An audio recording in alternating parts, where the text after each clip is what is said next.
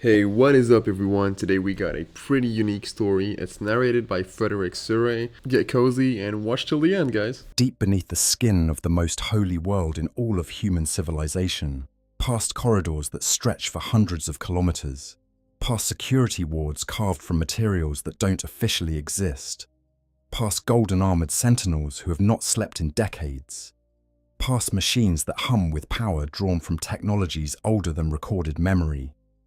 There sits a door, and nobody opens it. Not the 12 most powerful men and women in the known galaxy, the High Lords of Terra, whose collective word can dispatch fleets and consign entire worlds to flame. Not the golden warriors of the Adeptus Custodes, beings shaped from the Emperor's own flesh and blood.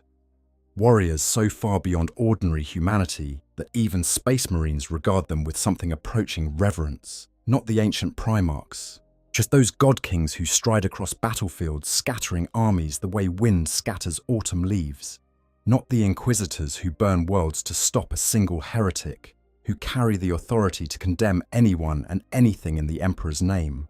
Not the ancient machine priests who crawled up from the deepest forges of Mars, carrying instruments of impossible precision. Not the astropaths, or the psychers, or the scholars, or the generals, or the politicians. Nobody opens it. And the deeper you go into the lore of Warhammer 40,000, the more time you spend in that strange, still, unsettling place where the setting's deepest philosophy lives, the more you start to realize that the question of why nobody opens it is maybe the most important question you can ask about the entire Imperium of man. Because the answer is not simple. It is not one thing. Yes, it is a layered, aching, genuinely disturbing collection of reasons that speak to the fundamental nature of the Imperium, to the Emperor's most essential character, to the particular and very specific flavor of horror that the 41st Millennium has spent 10,000 years carefully marinating in. So settle in, breathe, get comfortable. We are going a very long way down today, and the journey is worth taking slowly. Part 1. The weight of a locked door. Before we can talk about what is inside the vault, we need to spend some time talking about what a locked door means in this universe specifically, because Warhammer 40,000 is a setting where secrets are not just political bargaining chips. They are not just matters of reputation or tactical advantage. They are cosmological objects. They have mass, and they can reshape reality if the wrong mind encounters them at the wrong moment. They can serve as weapons or as poisons, depending entirely on who holds them and in what context. The idea of forbidden knowledge in Warhammer 40,000 is not metaphorical the way it sometimes is in other fiction, where the phrase carries a vague sense of moral caution, the implication that there are some things humanity might not be ready to understand, that wisdom involves knowing which questions to leave unasked. In this universe, the danger of forbidden knowledge is literal. When the lore tells you that accessing a specific piece of information drives people insane, it does not mean they have a disturbing experience, or suffer nightmares, or struggle with depression afterward. It means their minds encounter something they were simply not built to process, and the machinery of cognition refuses to operate any further. It means they stop being functional human beings, and there is frequently no path back. This is because the Warhammer 40,000 universe runs on a principle that could be summarized as, the truer something is, the more dangerous it is to know. This sounds paradoxical until you understand the specific cosmology involved. The universe of the 41st Millennium is one in which reality is partly constructed from collective belief and psychic resonance. The warp, the parallel dimension that exists beneath the physical universe like a shadow version of it, is literally made of emotion and thought. The Chaos Gods were born from it. They are the crystallized accumulation of human and alien psychic energy given form and malevolent intelligence. The things that lurk in the deepest regions of the warp are there because generations of minds across the galaxy have poured the energy of their darkest hours into that dimension. This means that knowledge of certain things does not merely inform, it connects. To fully understand the nature of a chaos entity is to make a kind of psychic contact with it, to grasp the true architecture of the Necron threat, is to comprehend something about the structure of reality itself that the human brain finds incompatible with its continued operation. There are truths in this universe that are shaped like keys, and the locks they open are not in the minds of ordinary people, but in the fabric of reality itself. And some of those doors, once opened, cannot be closed from the inside. The Imperium is built around this. The state religion of the Imperium was the Imperial cult, which worships the Emperor as a literal divinity, was not designed to tell people the truth. That is not its purpose. It was designed, consciously and deliberately, to give people something manageable to hold on to while the actual truth remains safely walled away behind locked doors and 10,000 layers of bureaucracy and the quiet efficiency of organizations whose entire purpose is to make sure that certain questions remain unasked. The average citizen of the Imperium knows almost nothing about the universe they inhabit. They do not know about the warp as a navigable dimension full of genuine horrors. They do not know about chaos as a set of active, intelligent powers working constantly to undermine everything the Imperium represents. They do not know about what actually sits beneath the Imperial Palace on Terra. They do not know about the Webway, or the Men of Iron, or the Cetan, or any number of other things that would make the existential situation of the human species feel genuinely unmanageable. And this ignorance is not an accident. It was built deliberately, over 10,000 years, and is maintained through violence, suppression, censorship, and the selective application of institutional memory that allows certain things to be remembered and certain other things to simply cease to exist in any accessible record. Because the alternative, a humanity that genuinely, fully understood its situation, would, according to the people who built these systems, simply collapse. Not because human beings are weak, but because the situation genuinely is that bad, and full awareness of just how bad it is, without the buffer of faith and managed ignorance, which would transform productive anxiety into a kind of paralysis that would achieve nothing except a faster end.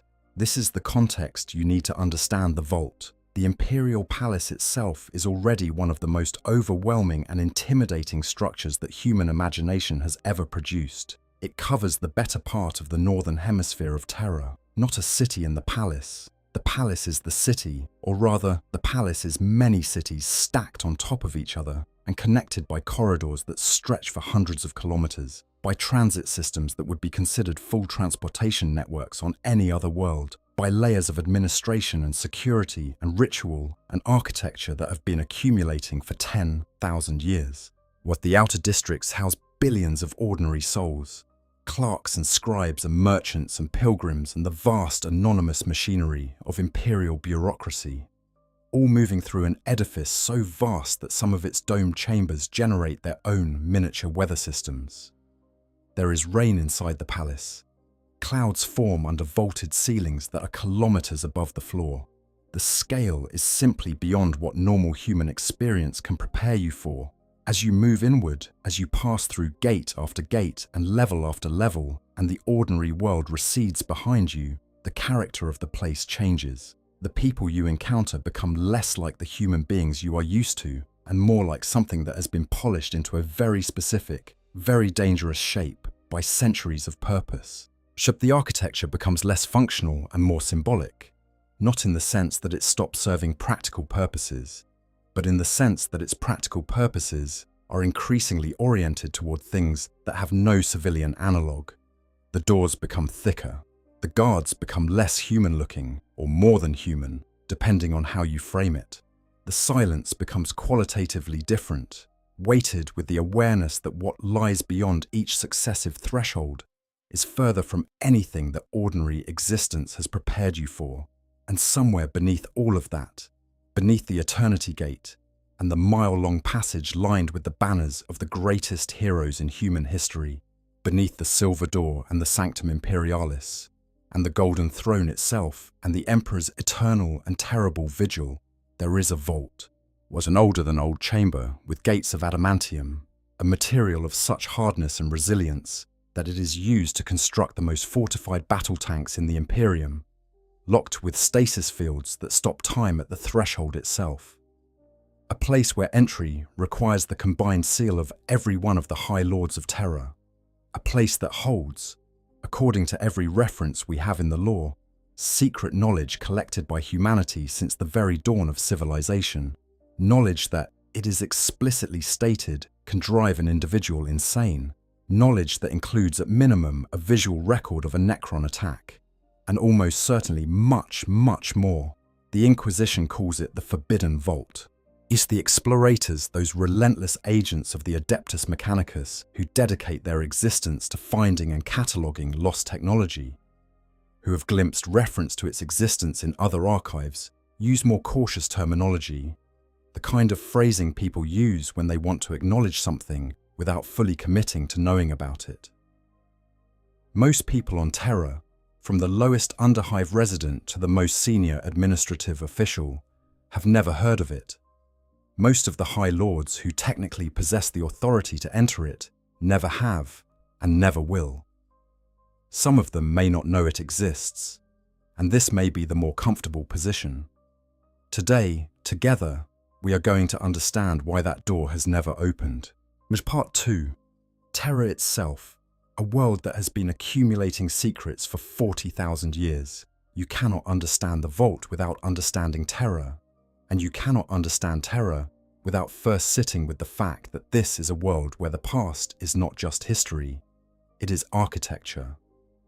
Everything that has ever happened on this planet is, in some form, still physically present somewhere in its layered, impossibly complex structure. The records have not been lost. The objects have not all been destroyed. The memories have not all faded. They have simply been buried, layer upon layer upon layer, by 10,000 years of subsequent construction, and 20,000 years before that, and 30,000 years before that. All the way back to a time when the land masses looked different, and the creatures that walked them had not yet developed the capacity for spoken language. Modern Terra, in the time of the 41st millennium, is, in the most basic physical sense, unrecognizable as the world it once was. The ancient continents are present beneath the surface, but they are buried under centuries of construction, urban sprawl, industrial waste, and the accumulated detritus of a civilization that has been in slow decline for so long that the decline itself has become the baseline condition. And nobody alive remembers what improvement was supposed to look like. The oceans are gone. But the great bodies of water that once covered most of the planet's surface have been replaced by salt flats and contaminated wastelands in the areas that haven't simply been built over into the foundations of more palace or more hive block. The air in much of the lower atmosphere is barely breathable without respiratory support. The sun rarely penetrates to the lower levels of the underhive districts, where billions of people live in a kind of permanent artificial twilight that is the only kind of daylight they have ever known. And above all of this, rising from what used to be the greatest mountain range on the planet, the Himalayan peaks that once stretched higher than almost anything else on the surface of old Earth. The Imperial palace spreads like a continent-spanning organism of stone and metal and faith. While the palace is described in the lore as covering the better part of the northern hemisphere, and while this is probably not meant to be taken with precise geographical literalism, it conveys the essential truth. The thing is vast, beyond the capacity of any individual human being to meaningfully comprehend. It contains more people than most planets. It generates more administrative paperwork than any single institution should be capable of producing. 10 billion clerks of the Adeptus Terra work within its precincts. 10 billion. The number is almost meaningless at that scale, which is perhaps appropriate. The palace is divided into inner and outer sections, the inner palace being the residence of genuine power, the High Lord's chambers, the Sanctum Imperialis, the Eternity Gate, and beyond it the Emperor's throne room, and the outer palace being more like the enormous, densely populated, heavily guarded hive city that functions as the palace's administrative and residential zone. Even the outer palace, which is technically accessible to those with the right credentials and the right connections, is the kind of place where you can walk for days without covering the full extent of a single district. And beneath both of them, the secrets begin. The catacombs of Terra stretch for thousands of kilometers in every direction beneath the surface. They require their own designated oversight official, the Mistress Plenary, a lesser member of the Senatorum Imperialis, simply to manage their maintenance. This is not a ceremonial position. This is a substantive administrative role. Because the catacombs contain so much that has been stored, buried, forgotten, sealed, and reburied, that they constitute a kind of underground city in their own right, with their own geography and their own hazards, and their own population of various servitors and menials, and more specialized personnel who spend their entire working lives below the surface. The Library Sanctus, one of the better-known archives located within the Imperial Palace proper, holds information about some of the oldest and most sinister phenomena in galactic history. It contains records of the Men of Iron, those ancient artificial intelligences that almost wiped out humanity over 15,000 years ago, before being destroyed by a multi-species alliance in a war that most people now simply know did not happen, because the records of it were classified.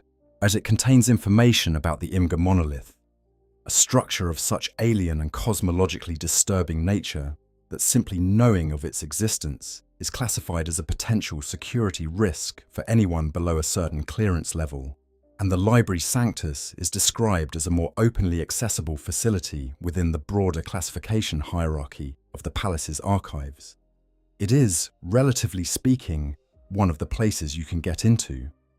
Then there is the Vault of Origins, located miles beneath the Ecclesiarchal Palace, a different building from the Imperial Palace proper, associated with the religious apparatus of the Adeptus Ministorum. The Vault of Origins holds handwritten original texts of the Imperial Creed, the founding documents of the state religion, in their unaltered form, which implies, meaningfully, was that the publicly available versions have been altered, perhaps many times over, and that what ordinary worshippers of the Emperor believe they are practicing is several generations of revision removed from what was originally set down. It holds first-hand accounts of the Horus Heresy and the Age of Apostasy and other catastrophic events in Imperial history, written by people who were present.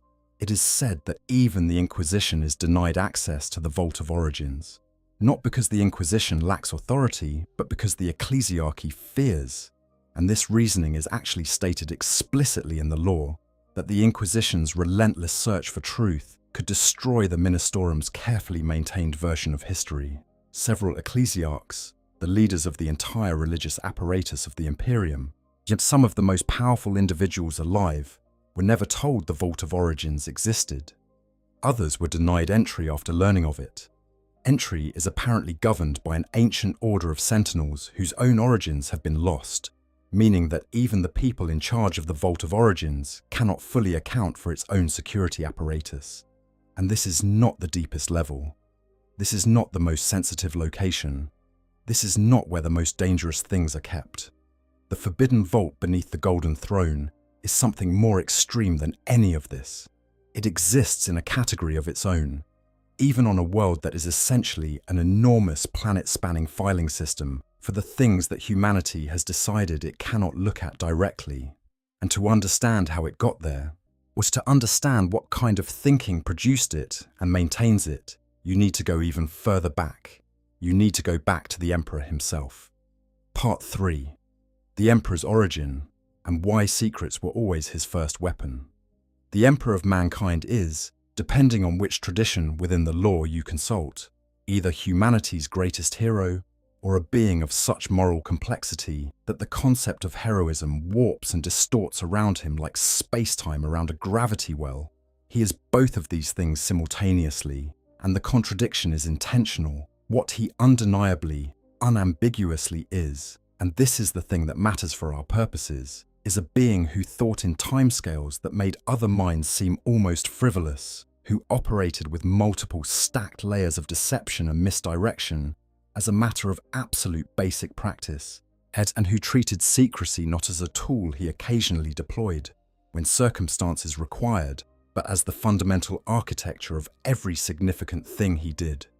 His origin, as told in the oldest accounts, accounts that come with the caveat that almost everything about the Emperor is simultaneously the most important piece of information in the setting and the least verifiable, goes like this. In the prehistoric era of humanity, when human beings were still hunter-gatherers, living in close relationship with a natural world that had not yet been stripped and poisoned and built over into something unrecognizable, there existed a special class of individuals called shamans. These were the first psychically gifted humans, the earliest members of a lineage that would eventually, in the far future, produce navigators and astropaths and psychers of every kind. They could sense the currents of the warp, that other dimension that runs parallel to real space, could feel the pulse of something that exists beneath the physical world. And they used these abilities to guide their communities with a form of wisdom that was genuinely, practically supernatural. These shamans had a remarkable and rare ability. When they died, they could reincarnate. Their souls, instead of being consumed by whatever entities occupied the warp in that ancient era, could find their way back to new human hosts and carry their accumulated knowledge and experience into new lives. This was the equilibrium that existed between humanity's nascent psychic potential and the universe's tendency to treat unprotected psychic souls as resources to be harvested. But then something changed. As humanity developed, as cities grew, and trade routes expanded, and human beings began to live in close enough proximity to generate the kinds of collective emotional intensity that create civilizations, the warp itself began to shift in response. The vast psychic mirror that the warp represented began to reflect something darker. The entities that fed on that psychic energy grew stronger. The chaos gods, which had been formless tendencies rather than defined beings in that ancient era, began to coalesce into something more dangerous, more present, more actively hostile, and the shamans found that their ability to reincarnate was beginning to fail. Upon death, instead of passing through the warp and returning to new bodies, their souls were being consumed, eaten, permanently ended, and facing extinction, their own, and understanding with terrible clarity what their extinction would mean for humanity, which depended on them as guides and protectors in ways that ordinary humans couldn't fully appreciate. The shamans gathered. The accounts say this took centuries, a grand conclave held in secret, in which the most powerful and wise of these ancient seers debated the future of the species they had served. What they concluded was both heroic and genuinely horrifying in equal measure. They would sacrifice themselves, all of them, together in a single ritual act. They would commit collective suicide, and in doing so, they would pool everything they were, every life they had ever lived across all their reincarnations, every piece of knowledge and power they had accumulated, into a single focus point of psychic energy, a new kind of human being, one who would carry within him the totality of their accumulated existence and the combined strength of all of their lives. Within a year, a child was born in what is now Turkey, in a small farming community along the banks of the Sakarya River, in a world still comprehensible enough to have seasons and harvests, and the warmth of fires and the smell of rain on dry earth. He was human in every physical sense. But he was also, from his earliest moments of genuine awareness, something that had never existed before.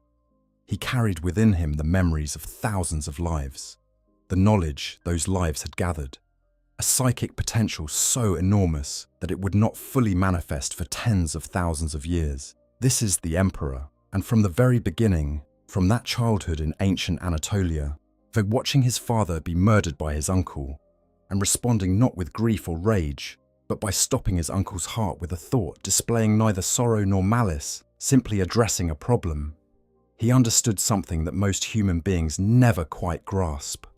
That knowledge is the most powerful thing in the universe, and that the distribution of knowledge is itself a form of power, and that choosing what to reveal and what to conceal is one of the most important strategic decisions any being can make. He walked through human history as a ghost, not absent, present, deeply present, engaged with the currents of events and the development of the species he had been created to protect, but invisible. He worked through other people. He arranged conditions rather than forcing outcomes. He built relationships across millennia, positioning allies in places where they would be needed generations later. He acquired knowledge with the patience of something that does not fear death and does not worry about running out of time, because neither of those constraints applied to him. Throughout this vast period, he never told anyone more than he had decided they needed to know. This was not simply caution, it was structural. He understood that shared knowledge was shared power, and shared power was diluted power, and diluted power was, in certain crucial circumstances, the difference between success and failure when the margins were tight and the stakes were everything. He kept his deepest plans even from his closest allies. There are hints in the lore, strong hints, carefully placed, that he kept things from Malcador the Sigillite and his most trusted friend and advisor over more than 10,000 years. If he kept things from Malcador, imagine what he kept from everyone else. This is the person who built the vault. When the Emperor finally stepped out of the shadows during the Unification Wars, when he openly revealed himself, raised armies, claimed Terra, built the early Imperial palace, and began creating the machinery of galactic conquest, his character did not change. What changed was the scale of his operations and the visibility of certain aspects of them. He remained strategic about secrecy. He compartmentalized information with extraordinary precision, telling each person exactly what they needed to know for their function and nothing more.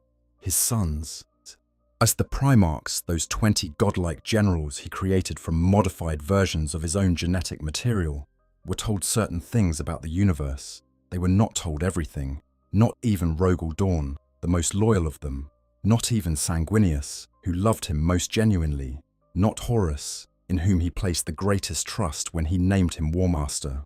The subterranean vaults beneath the Imperial palace were not a byproduct of construction decisions. They were a deliberate project, built with specific purpose, designed to hold specific things. They were where the Emperor kept what he needed to keep, the things too dangerous to destroy, too important to abandon, too threatening to share. He built these spaces the way a careful craftsman builds a workshop, with thought for function, attention to longevity, and a clear sense of what would be kept there and what would not.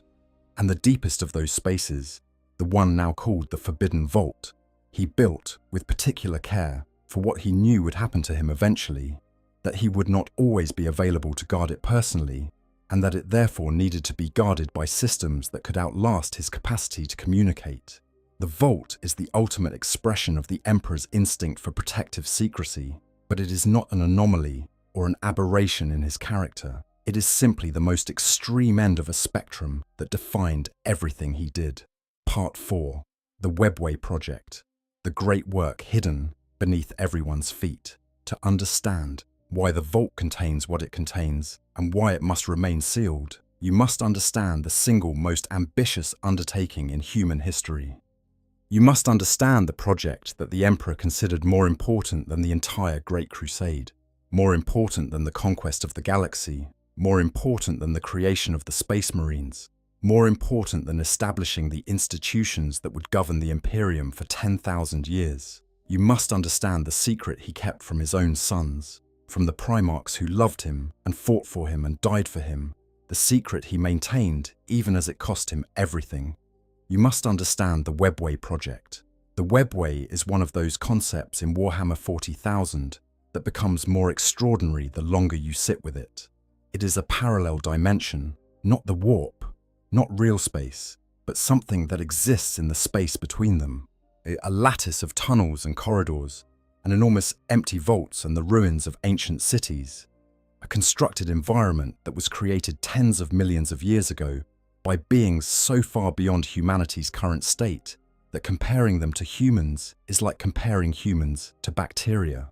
It was built by the old ones, a species of extraordinary power and antiquity, the beings who seeded life across the galaxy in the primordial eons, who created the Elder and the Krork, the ancestors of what would become the Greenskins, and possibly other species, and who went to war with the Necrontyre over the secret of biological immortality in a conflict so cataclysmic that it reshaped the galaxy. The Eldar inherited the Webway, extended it, built their civilization along its tunnels the way humanity builds civilizations along rivers. But for millions of years, the Webway was the arterial system of the Elder Empire, the way ideas and trade and people moved between the craft worlds, the way the Eldar maintained their culture across astronomical distances without the need for the kind of warp travel that exposes travelers to the corrupting influence of chaos. And when the fall of the Eldar occurred, when their hedonistic civilization imploded in a catastrophic psychic event that birthed the chaos god Slanesh from the accumulated desires and obsessions of billions of Eldar souls, the Webway survived. Damaged in many places, some sections sealed by the Eldar themselves to protect their craft worlds, some sections infested with the horrors that poured in through the cracks. But the infrastructure itself remained, ancient, vast, partially mapped, partially ruined. It's deeply strange, the thing that made the Webway so valuable to the Emperor, and he had understood its value for a long time, probably much longer than anyone alive suspects, is precisely what it is not. It is not the warp. You do not need a navigator to traverse it. Those rare and valuable mutants who can feel the currents of the Imperium and steer a ship through them. You do not expose yourself to the constant psychic pressure of the warp by entering it. Do not risk your mind being ground down by proximity to the thing that the chaos gods are made of. Do not invite the attention of the hunting things that move through the warp's depths. Travel through the Webway is cleaner, faster, more reliable. The distances that require weeks or months of dangerous warp travel can be covered in the Webway in a fraction of that time. Push it with none of the attendant risks. The Emperor had found a portal into the Webway during the Unification Wars, or possibly earlier. The timeline is deliberately imprecise because the Emperor was not the kind of person who told people when he made his discoveries. He found, buried beneath what was then still recognizable desert in Asia, a device, an object from the dark age of technology, that brilliant and terrifying era when human science had reached heights it has not since recovered, a device that could serve as a doorway into the Webway from Terra. It had been there for a very long time. Nobody alive could fully explain who had built it or why it was there. What the Emperor did with this discovery was characteristic. He said nothing about it to anyone who did not need to know. He spent years, possibly decades, examining it and modifying it and developing his understanding of it. He eventually constructed around it an enormous device, the device that would be called the Golden Throne, that could serve as a fixed, stable, powerful portal, a doorway that could be kept open under controlled conditions, or kept closed under controlled conditions, as circumstances required. The key component was that someone had to be on the throne to manage the portal, someone with immense psychic power. The throne amplified psychic ability, focused it, channeled it into the specific frequencies needed to maintain the portal. The person on the throne didn't just control a machine, they became part of the machine. The Emperor's plan was breathtaking in its ambition. He would send an army of Mechanicum tech priests through the portal and into the Webway, and they would build new tunnels, new corridors, human-scale infrastructure constructed from materials that the Mechanicum could fabricate, connected to the ancient Elder network and protected from the horrors of the warp, not by the Webway's own inherent psychic shielding, which human-built tunnels could not replicate, but by the Emperor's own psychic will, channeled through the Golden Throne, radiating outward through the human section of the Webway and keeping everything inside it safe. Eventually, this network would grow large enough to connect all the worlds of the Imperium. Eventually, Imperial citizens would be able to travel between worlds without touching the warp at all. And the Chaos Gods, deprived of the constant psychic contact that warp travel gave them with humanity, would weaken, perhaps fatally. Well, this was the Emperor's great work, his actual plan, not the Great Crusade, which was explicitly described as a means to an end rather than an end in itself. The conquest of the galaxy was necessary to create the political conditions for the Webway project to function, not the other way around. The Crusade was the preparation, the Webway was the destination. He kept this secret Because of the navigators. The navigator houses, those semi-human dynasties who had evolved or been engineered with the ability to perceive and traverse the warp, had built their entire social, economic, and political power on their monopoly of interstellar travel. They were the gatekeepers of movement for the entire Imperium. An Imperium that could use the Webway rather than the warp would have no need of navigators, as the houses would go from being indispensable to being irrelevant overnight. The Emperor judged correctly that they would have organized a significant resistance to the project, possibly a violent one, if they had known about it. So they didn't know. And then he kept the secret even from the Primarchs, even from Horus. This part is harder to justify purely on the basis of navigator politics. The Primarchs were not navigators. They had no stake in the monopoly. Some of them might have pushed back on specific aspects of the project for their own reasons, but none of them had the kind of motive that would have justified the level of secrecy the Emperor maintained. The real reason, one suspects, is simply that the Emperor did not want anyone to know more about his plans than was strictly necessary, because the more people who knew, the more variables existed that he could not control. The great work was too important to risk on the possibility that one of his sons might say the wrong thing to the wrong person at the wrong time. The custodians who fought and died in the Webway in those years did not know what they were fighting for. They knew they were fighting demons in a place that should have been safe.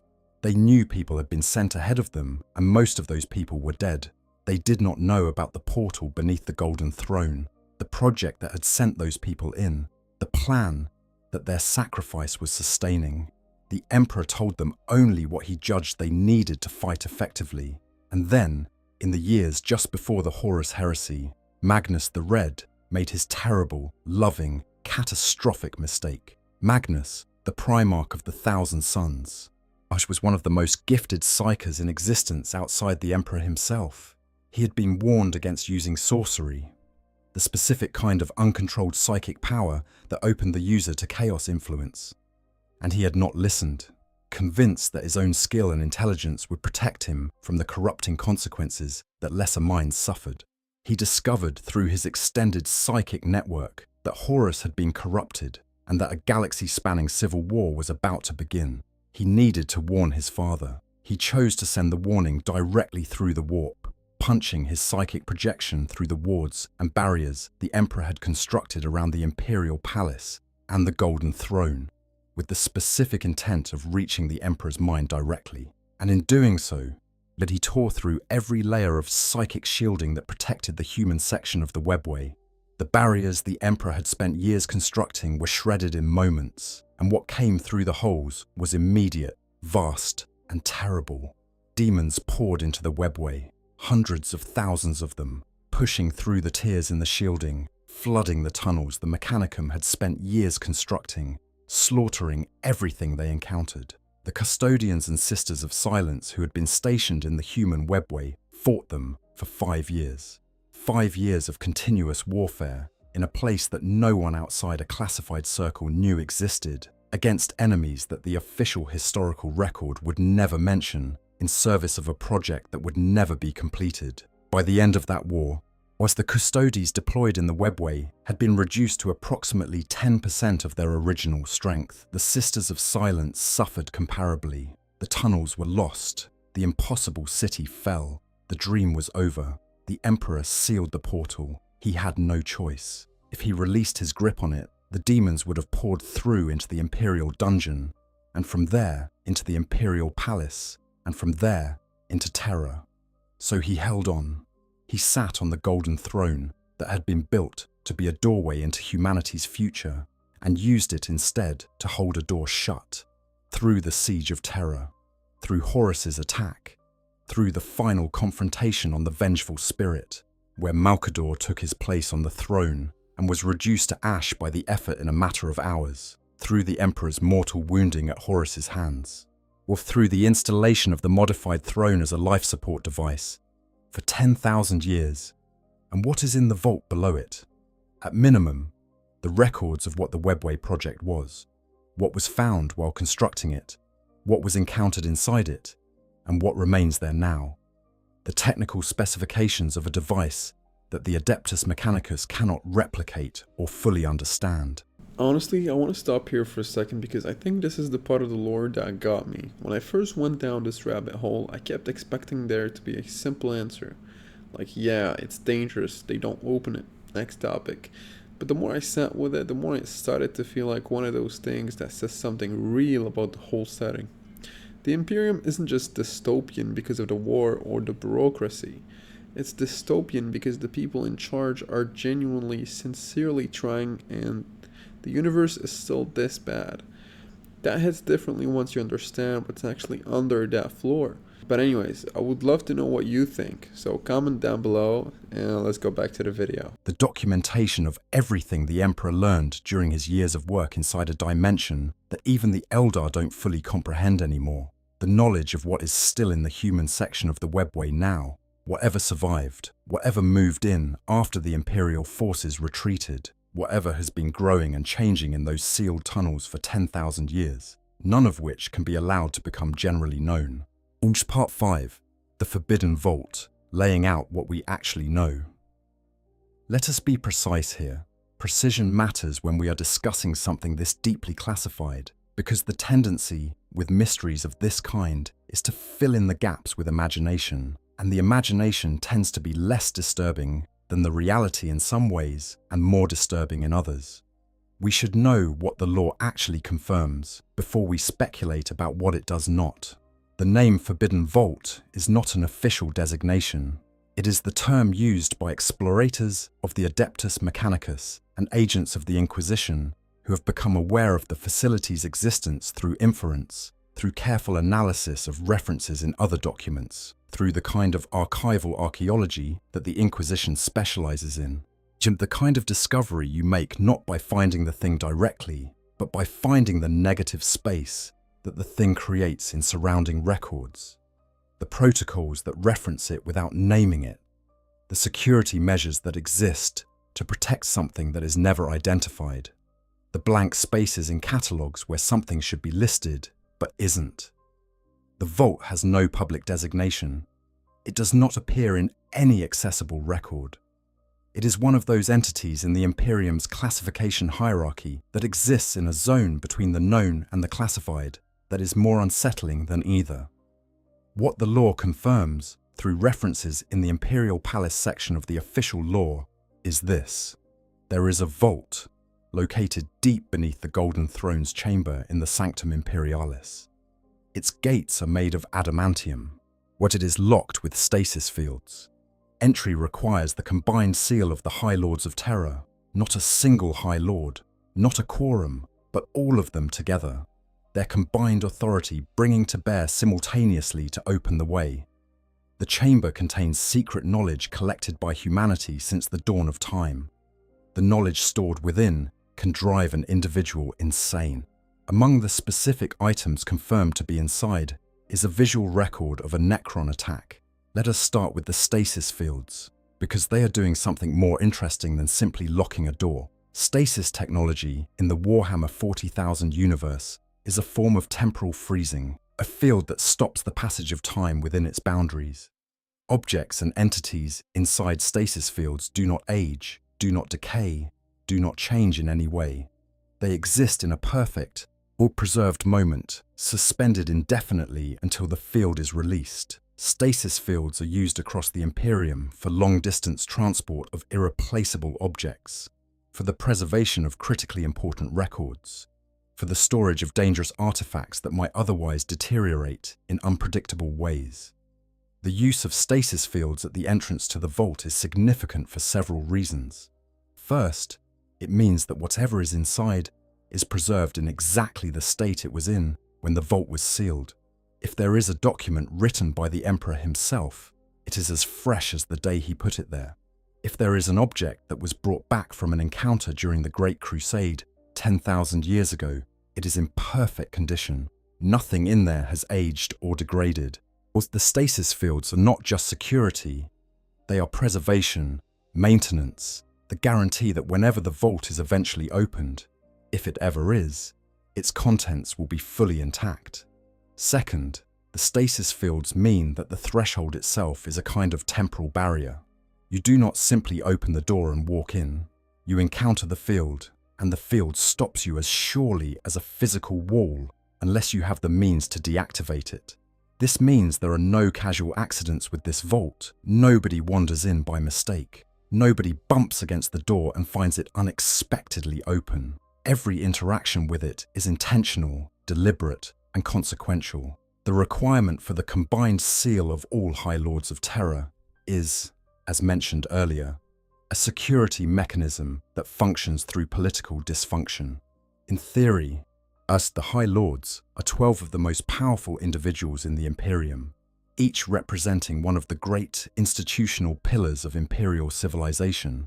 In practice, they spend most of their time guarding their institutional interests against each other, maintaining elaborate webs of alliance and rivalry, and arguing about the correct interpretation of ancient administrative precedents. The idea of them reaching unanimous agreement on anything more controversial than the colour of a newly commissioned battle standard is essentially a theoretical concept.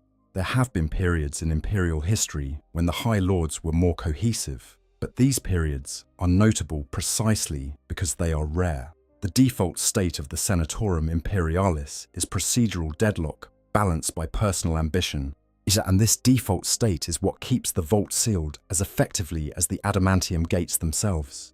Even if you could somehow convince a majority of the High Lords that the vault should be opened, even if you could build a compelling case, present evidence of necessity, make an argument that the rational evaluation of the Imperium's interests demanded access, you would still need to convince all of them. And the one who votes against you, whoever they are, and whatever their reasoning, is effectively a veto that cannot be overridden. This is not an accident. The people who set up this requirement understood exactly what they were creating. They were building into the system a structural impossibility that would function as the most reliable possible lock. Now, the visual record of a Necron attack. What the Necrons are ancient beyond any meaningful human comprehension of the word ancient. 60 million years ago, they were the Necrontire, a biological species, humanoid in form, cursed with extraordinarily short lifespans because their star radiated something lethal to their biology. They were brilliant, driven, and deeply unhappy.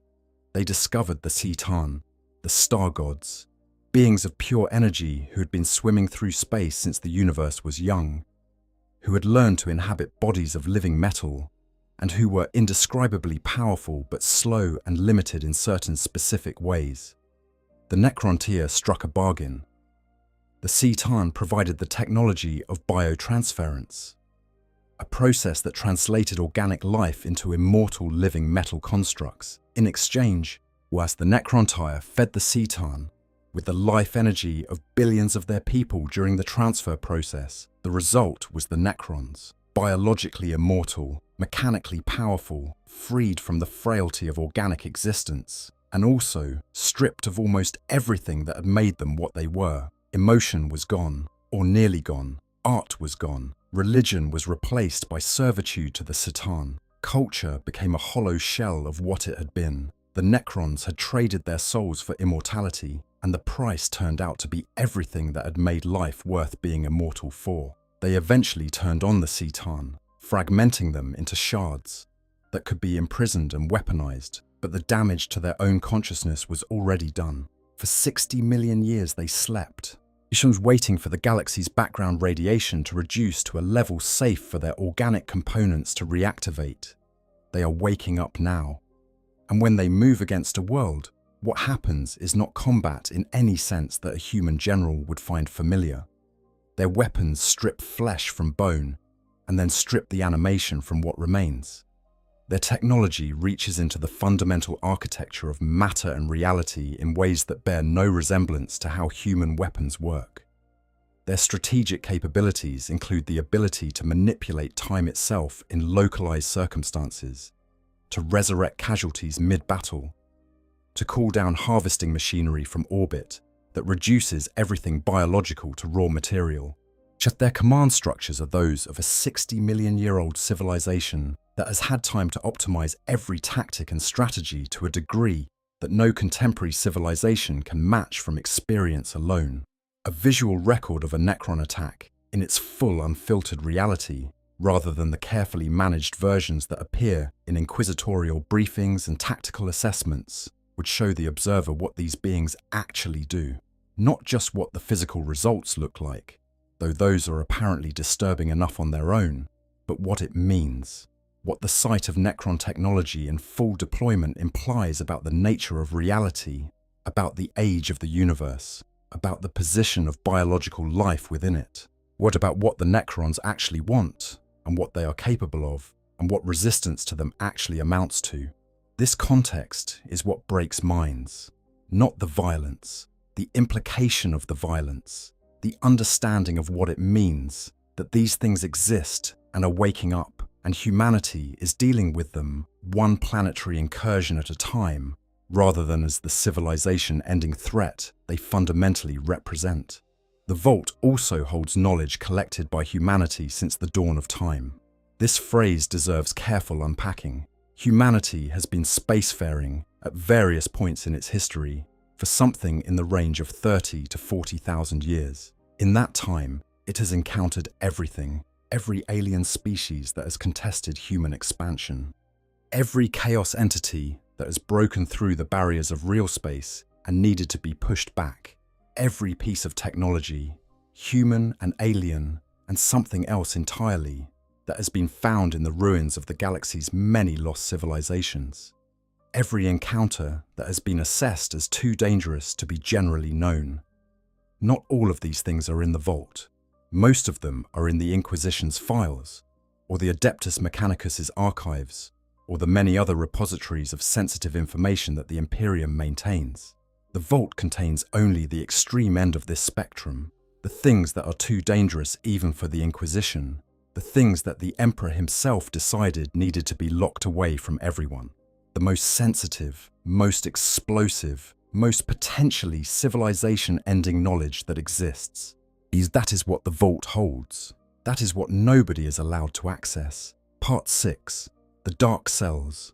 Ancient Horror and the Vaults of Rythan. The Forbidden Vault is one location, one chamber, one locked door among many, but it exists within a broader ecosystem of sealed, guarded, terrible spaces beneath the Imperial Palace. And to understand the culture of absolute secrecy that surrounds it, you need to understand that it is not unique in kind, only in degree.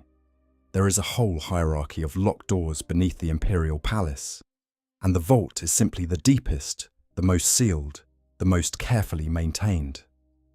To understand the level of the Vault, you need to understand the level just above it, the Dark Cells.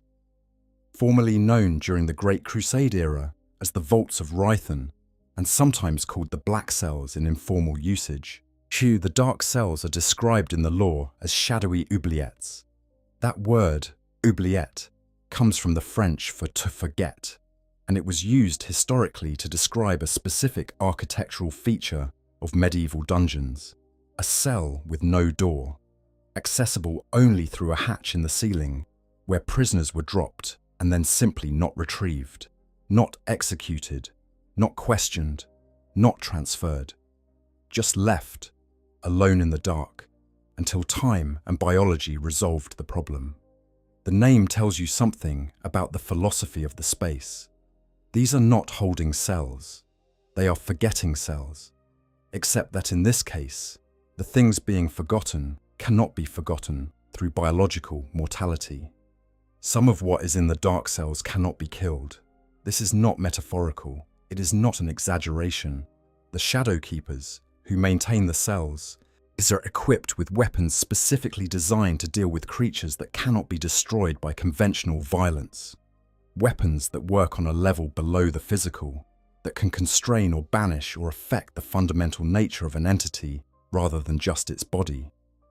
These weapons are specifically described as last resorts, to be used only if something escapes, because the expectation is that under normal operating conditions, the things in the cells should never be in a position to require those weapons to be used against them. The Dark Cells were established during the Great Crusade, as the Emperor's forces ranged across the galaxy and encountered things that had been sitting undisturbed in the ruins of the galaxy's many dead civilizations since before humanity had ships, was the Age of Strife. That terrible period of psychic storms and isolation when humanity was cut off from itself and each human world had to face whatever horrors its isolation brought without support, had produced extraordinary concentrations of suffering and madness and desperation, and some of that concentration had taken physical form. Beings created by sustained psychic agony, artifacts built by brilliant people who had nothing left to lose. Things that had wandered in from the warp during the storms and found the physical world hospitable enough to remain.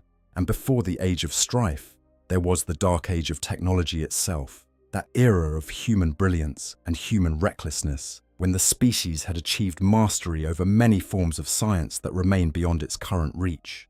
The Men of Iron were the most catastrophic product of that era, but they were not the only one. There were experiments, there were discoveries, there were things created and then abandoned when their creators realized what they had made. Things built to specifications that humanity now lacks the technical knowledge to understand, with capabilities that resist modern attempts at analysis. Things that cannot be destroyed by any means that the Imperium currently possesses, which means that rather than being destroyed, they were collected, catalogued, stored, brought to Terra, where the Emperor personally oversaw their containment, where he drew on his 10,000 years of experience and the memories of every shaman who had ever understood the warp to construct the most effective possible caging mechanisms. He then assigned a specific subdivision of the Legio Custodes to watch over them. These were the warders of the vaults of Rhythan, distinguished from their fellow custodians by their black rather than gold armor, black as a mark of the specific nature of their duty, as a reminder that the darkness they maintained vigil over was real and present and immediate. Their purpose was simple: nothing leaves the cells, nothing is released, no information about what is in the cells travels beyond those who need to have it for the purpose of maintaining the vigil. They were the memory of humanity's most dangerous discoveries, sealed away from everything else. In the 41st millennium, this function is carried out by the Shadowkeepers, who are the direct successors of the Warders of Rhythan, and who have maintained this duty without interruption for 10,000 years.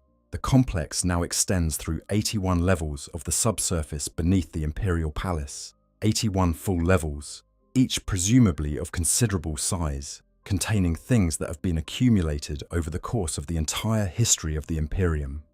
Over 100 custodians patrol those corridors at all times. Some of them have been on continuous duty for decades. The shifts are not measured in hours, but in years, and this is deliberate. The effectiveness of a Shadowkeeper is partly a function of how long they have been there, how deeply they have internalized the specific geography and character of each cell's threat. A new Shadowkeeper cannot adequately assess whether a change in the quality of the dread that permeates the corridors indicates a problem with a specific cell, because they don't have the baseline understanding of what that cell's normal state feels like. Experience here is not just valuable, it is the primary tool of the job. The corridors of the dark cells are described in a way that is worth quoting closely, because the language the lore uses here is doing precise work. Nothing can escape the cells. No light, no sound. The cells are completely sealed from any form of physical or energetic output. And yet, the air of the corridors is charged with dread. A perpetual menace thickens the shadows and makes them crawl. Even the transhumans of the Adeptus Custodes are forever on edge in those dark oubliettes, for the sense of unspeakable threat never wanes. This is important. What bleeds through those sealed walls is not light or sound or any form of conventional emanation. It is something more fundamental, a psychic or metaphysical pressure that exists below the threshold of physical physics. The things inside are so cosmologically significant, so fundamentally threatening at the level of what they are, rather than what they can physically do, that their mere existence in proximity creates a palpable weight in the consciousness of anyone nearby. Even custodians, beings of extraordinary psychological fortitude, who have been conditioned from their creation to withstand experiences that would destroy ordinary minds, even they feel it every day, all the time. Want as a background state of constant unease. That is the occupational hazard of this particular assignment.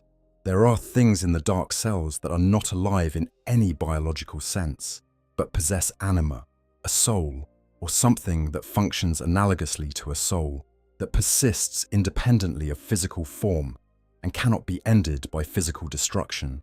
This is why they cannot be killed. In the cosmology of the 41st millennium, the soul is not a metaphysical concept but a literal one. Psykers can interact with souls directly. Demons are made of warp stuff that is essentially the organized manifestation of soul energy, and objects and entities that have accumulated sufficient psychic charge through their existence or history can develop something approaching a soul of their own. Should these soul-bearing entities cannot be ended by destroying the physical structure that houses them, they persist, they wait, they accumulate patience across timescales that no biological being can match, and the dark cells hold them, and the shadow keepers watch them, and the hope is that this equilibrium can be maintained indefinitely. It probably cannot. The opening of the Great Rift, that colossal tear in the fabric of reality that has reshaped the galaxy over the last century, disturbed the cells. Some of them were damaged. Some things moved that should not have moved. The Shadow Keepers dealt with these situations as quietly as possible, because the knowledge that something from the dark cells was loose in the galaxy would be exactly the kind of mass panic trigger that the Imperium spends enormous resources preventing. The relationship between the dark cells and the Forbidden Vault is not one of identity. They are different facilities holding different things, but of philosophy. They are both expressions of the same fundamental approach to the most dangerous aspects of the universe. Seal it, guard it, never let it out, and never let people who don't need to know about it learn that it exists. Part 7. The Shadow Keepers, wardens at the edge of the unthinkable. They wear black armor in an organization defined by gold. This is not a small detail. It is the single most direct visual communication of their position within the Adeptus Custodes, and it speaks volumes about how both they and their mission are understood. The Adeptus Custodes are, in the imagery and the iconography of the Imperium, essentially synonymous with gold. It is their color, as their symbol, their visual identity. Gold armor catches the light of any lamp or torch, or powered lighting element in the dark corridors of the Imperial Palace, and makes the wearer appear to be something close to divine, radiant, luminous, more than human in the most literal visual sense. The golden armor of the custodians is not just protective equipment, it is a statement, an advertisement, a constant reminder to anyone who sees it of what these beings are and what they represent. The Shadow Keepers do not wear gold, they wear black. Matte, unreflective, light-absorbing black that makes them look, in the dim corridors they patrol, less like beings of divine radiance and more like holes cut into the fabric of reality. This is appropriate. Their job is not to represent the glory of the Emperor, but their job is to contain the Emperor's most terrible secrets, and in containing them, to disappear, to be invisible, to be the thing that nobody talks about, that nobody acknowledges, that stands at the boundary between the known and the unthinkable, and makes sure nothing crosses from one side to the other. The Shadow Keepers are organized under a leader called the Lockwarden. The title is precise and revealing. A Lockwarden is specifically not a warrior commander, or a tactical genius, or an inspirational leader of troops into battle. A Lockwarden is someone who keeps things locked. Someone who has charge of the locks, who knows the codes, who is responsible not for what happens on the other side of the door, but for making sure the door stays closed. This is the primary function that the entire organization exists to serve. Yes, the equipment that the Shadow Keepers carry is specialized in ways that normal custodian equipment is not. The auric shackles are among the relics specifically associated with this shield host. Devices that work not on the physical level but on the soul level, capable of binding entities that cannot be constrained by conventional restraints because their existence is not primarily physical. These are bindings for things that have a soul but no longer have a stable body. or for things whose body is simply not the thing that needs to be bound. The existence of this equipment tells you exactly what kind of work the Shadowkeepers sometimes have to do. The weapons carried by Shadowkeeper commanders are described as being of mysterious origin, not products of custodian craftsmanship or Adeptus Mechanicus manufacture, but things that predate the current understanding of what is possible. They are intended specifically as last resort tools for situations where something in the dark cells has escaped its containment and needs to be recaptured or destroyed, with destroyed applying in the full true sense, not merely the physical sense. These weapons can apparently deal true death to entities that would otherwise simply reform. They are not used often, because their use represents a failure of the system rather than its successful operation. The Shadowkeepers have been continuously operational for 10,000 years. This bears repeating, because 10,000 years is an incomprehensible span of time for most human frames of reference. What the Imperium that the original Warders of Rythan served was a different political entity than the one the Shadowkeepers serve today. The specific institutional structure they existed within has been reorganized multiple times. Thousands of individual Shadowkeepers have served and either died or retired into the anonymous, wandering existence that retired custodians adopt. But the mission has not changed. The cells have not been relocated. The philosophy has not been revised. The things that went into the cells during the Great Crusade are still in there, because nothing has changed about the fundamental situation that required them to be sealed away in the first place. This continuity is remarkable even by Imperial standards. The Imperium is, in many ways, what a civilization dedicated to the maintenance of continuity. There is a reason it is sometimes called the Long State. But even within the broader Imperial tendency toward institutional conservatism, 10 millennia of unbroken mission adherence is unusual. It suggests that the threats being managed are genuinely as serious as the Shadowkeepers treat them, because otherwise the institutional weight required to maintain this level of dedicated vigilance would not have survived 10,000 years of budget constraints and political reorganizations and all the other forces that erode institutional commitments over time. The Shadowkeepers know things that the rest of the custodians do not. Not all of the custodians know the full contents of the dark cells. The Shadowkeepers are the guardians of information about what is being guarded. Should this recursive quality, secrets protecting secrets, knowledge of the most dangerous knowledge being itself treated as sensitive information, is entirely characteristic of how the Imperial Palace manages the most extreme levels of its classification hierarchy. There is something quietly sad about the Shadowkeepers, if you choose to think about it that way. They are beings of extraordinary capability, trained to a level of martial and psychological excellence that few things in the galaxy can match.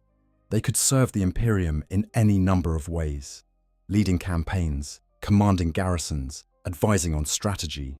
Instead, they spend their existence in corridors that make even them uncomfortable, maintaining vigil over things that represent the worst of what the universe contains.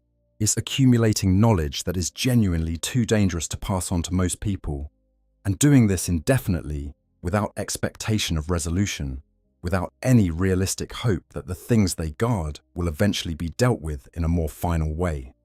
Their watch, unlike the watch of most custodians, does not point toward any particular end. It simply continues. This is the reality of the most extreme form of protective secrecy in the 41st millennium. Part 8. The Talisman of 7 Hammers, the planet's last defense and its final destruction built into the Golden Throne, installed there by the most compassionate of all the Primarchs, at the direction of the Emperor himself, in the most desperate hours of the Horus Heresy, is a device whose existence the Imperium generally prefers not to contemplate too directly, and it is called the Talisman of 7 Hammers, and it is, in the simplest and most unambiguous possible terms, a device designed to destroy Terra, not damage, not destabilize, destroy, incinerate everything: the Golden Throne, the Sanctum Imperialis, the Imperial Palace, the billions of souls in its districts, the Underhive and the Catacombs and the Dark Cells, and the Forbidden Vault, and the Ecclesiarchal Palace, and every other structure and person and record and secret on the most holy world in all of human civilization. Gone, burned to nothing. It is a dead man's switch. This term, in engineering, refers to a safety mechanism designed to trigger automatically when the operator becomes incapacitated. A device that does something when the person controlling it stops being able to maintain active control. What the classic application is in train engines. The operator must continuously hold a handle, and if they release it, the brakes engage automatically because a train with an incapacitated operator is more dangerous than a stopped train. The Talisman of Seven Hammers applies this principle to the fate of an entire planet. If the Golden Throne fails, if the Emperor's psychic presence on it ceases, if the seal he has maintained on the Webway portal beneath it is finally lost, the portal opens. What has been pressing against the other side of that portal for 10,000 years is not something that can be fought by conventional means in the concentrated form that a fresh opening would produce. The demonic energy that would pour through would overwhelm every defense the Imperial Palace possesses. Was every ward and barrier and custodian and sisters of silence and weapon in its arsenal, Terra would fall, and a fallen Terra, the spiritual and administrative center of the Imperium, the most symbolically significant world in human civilization, the birthplace of humanity, would be an incalculable prize for chaos. The corruption of Terra would be a wound the Imperium could not survive, so the Talisman ensures this cannot happen. If the throne fails, Terra burns. The demons die a true death in the conflagration because the Talisman is specifically capable of delivering true death to demonic entities, permanent ending, not mere dispersal back into the warp to reform. The portal, along with everything else, is cauterized. The prize is denied. Chaos wins a battle but is prevented from claiming the trophy that would have made that battle strategically decisive. Vulcan, the Lord of the Salamanders, was chosen for this specific reason. Of all the Emperor's sons, he was the most genuinely compassionate, the most human, the one who had the deepest, most real, most unperformed love for ordinary human beings and the things they built and the lives they led. He had spent his formative years on Nocturne, defending a small community from Dark Elder raids, not because he was ordered to, but because these were his people and they were in danger. He had built things with his hands alongside ordinary people throughout his life. He had a relationship with mortality and loss that the other Primarchs, with their more martial psychology, didn't quite share. Just the Emperor chose Vulcan to oversee the Talisman because he needed the person least likely to use it. Not the most powerful, not the most strategically sophisticated, the most reluctant. The one who would wait the longest, try every other option, exhaust every alternative before reaching for the final resort. The one who would hold back even when cold logic said to use it, because his humanity would not let him give up on humanity without being absolutely certain there was nothing left to fight for. Vulcan's compassion was, in this design, the most sophisticated safety mechanism ever created. The Talisman would not be used accidentally. It would not be used as a preemptive measure by someone calculating that the odds were unfavorable. Yet it would be used only when even the kindest of the Emperor's sons had concluded that there was no path forward. The fact that this device exists, the fact that the Emperor, in the final days of full consciousness before his entombment on the throne, considered it important enough to arrange for its construction and installation, speaks volumes about how he assessed the situation. He was not building this because he thought things would be fine. He was building it because he had looked at the probable shape of the future and decided that the probability of Terra being taken by chaos was high enough to require a contingency. He was planning for his own failure. He was planning for the possibility that even the most powerful psychic being in human history, sitting on a machine designed to amplify his already immense powers, might not be enough. The Talisman is relevant to the vault for several reasons. Most directly, it is the reason that opening the vault carries a kind of temporal pressure. If the Talisman fires, if the Golden Throne fails, the vault goes with it. Every sealed secret, every preserved record, every contained horror, every piece of knowledge that the Emperor deemed too dangerous to share burns. There is no escape clause. There is no provision for some subset of the vault's contents to be preserved in that scenario. The planet burns, and the vault burns with it. This means that time is a factor in a way that the vault's current security arrangements do not adequately address. The Golden Throne is failing. The Adeptus Mechanicus knows this and suppresses the knowledge. The tech priests who have examined the failing mechanisms and tried to devise repairs have generally failed, and some of them have died attempting those repairs. The most recent attempts have involved the deliberate introduction of alien expertise, the Dark Eldar conspiracy mentioned earlier, and even those desperate measures were stopgaps at best. The throne is a clock, and nobody knows how much time is on it. If the contents of the vault are worth preserving, and someone, presumably the Emperor, believed they were, since he preserved them rather than destroying them, then there is an argument to be made that the current approach of simply maintaining the lock is not a complete solution. It is a temporary solution that depends entirely on the throne continuing to function, and the throne will not continue to function indefinitely. But this is the deeper tragedy at the heart of the vault. The very mechanism that protects it most effectively is also the mechanism most likely to eventually destroy it. Part 9. The Golden Throne's decay and what it means for everything below it. Here is something the Imperium's leadership would very much prefer. The general population did not know.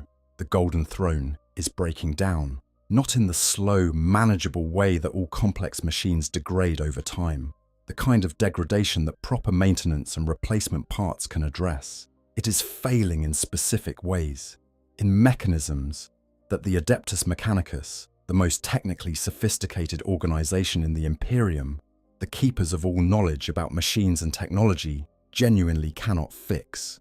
If the knowledge required to maintain the throne at full function is either irretrievably lost or requires the Emperor's own direct input, which he is no longer capable of providing in any useful form. This has been known for a long time. The signs first became serious in the late 36th millennium, when the mechanisms of the throne began showing stress that the tech priests of that era could not adequately address. Their response was to increase the number of psychers being fed to the throne, a brute force approach that trades human lives for continued function rather than actually addressing the underlying technical problems. By the early 41st millennium, the throne required 4 times the original consumption of psychers to maintain comparable function levels. The black ships of the Adeptus Astra Telepathica were accelerating their collection schedules. The sacrifice rate was increasing. The machine was consuming more and more to produce the same output. By the final years of the 41st millennium, the tech priests discovered specific, identified failures in mechanisms that were beyond any known repair method. These discoveries were suppressed. The knowledge of specific failure modes became classified at the highest possible level, shared only with those who absolutely needed to know, because the reasoning was sound, even if it was deeply uncomfortable. If the general population of the Imperium knew that the Golden Throne was failing in specific, irreparable ways, the psychological collapse would be severe. At the entire edifice of the Imperial cult, the faith that sustains billions of people in the face of impossible hardship is built partly on the premise that the Emperor endures, that his protection is real and ongoing, that the Astronomicon will continue to shine. Crack that premise, and you crack the foundation of everything. The desperation has produced extraordinary decisions. A cabal of High Lords, at least 3 members of the Senatorum Imperialis, organized a conspiracy to bring a Dark Eldar, Homunculus, onto Terra. A Dark Eldar, a species that the Imperium classifies as fundamentally hostile, that regards humanity as a resource to be harvested for torture, whose entire civilization is built on refined cruelty. The homunculi are their most skilled practitioners, master surgeons and flesh shapers and technologists, the beings who understand the mechanics of biological and biomechanical systems at a level that humans have not reached independently. The conspiracy was that such a being could examine the Golden Throne and suggest repairs that the Adeptus Mechanicus couldn't. The payment negotiated for this service was human lives, vast quantities of them. The High Lords involved were apparently prepared to trade an extraordinary number of Imperial citizens to the Dark Eldar in exchange for technical expertise. And this was considered, in their calculus, an acceptable cost, because the alternative, the Golden Throne failing with no repair in sight, was understood to be worse. This reasoning is not obviously wrong, the scale of it is horrifying, but the underlying logic, in a universe where the stakes genuinely are as high as they are, there holds a terrible internal consistency. The conspiracy was dismantled, partially by the custodians who detected it, and responded with the characteristically thorough efficiency that the Adeptus Custodes apply to threats within the palace. The homunculus disappeared into the depths of the palace infrastructure before being eliminated, but conducted experiments on palace residents during its time there that were, by all accounts, grotesque, even by the standards of a setting where grotesque is baseline. The High Lords involved faced consequences, but these consequences were administered with a quietness that prioritized institutional stability over proportionality. This context shapes the situation of the vault in ways that are worth making explicit. The vault's contents are preserved by the stasis fields around it, and the stasis fields are independent of the Golden Throne, and presumably would continue to function even if the throne failed. But the Talisman of 7 Hammers is not independent of the throne's failure. Its trigger condition is exactly that failure, and so the vault sits in a peculiar position, perfectly preserved in the short term, but subject to total destruction if the long-term situation is not somehow resolved. The knowledge inside may also be directly relevant to solving the long-term situation. This is one of the most haunting possibilities in the entire setup. The Emperor, who had deep technical knowledge of the Golden Throne because he built it, who had records of its construction and specifications and maintenance requirements that do not exist anywhere else. This Emperor placed records in the vault. What if some of those records include the information needed to repair the throne? What if the key to saving the Emperor from the trap of his own life support machine is in the room that nobody can open without his unanimous approval of all 12 High Lords?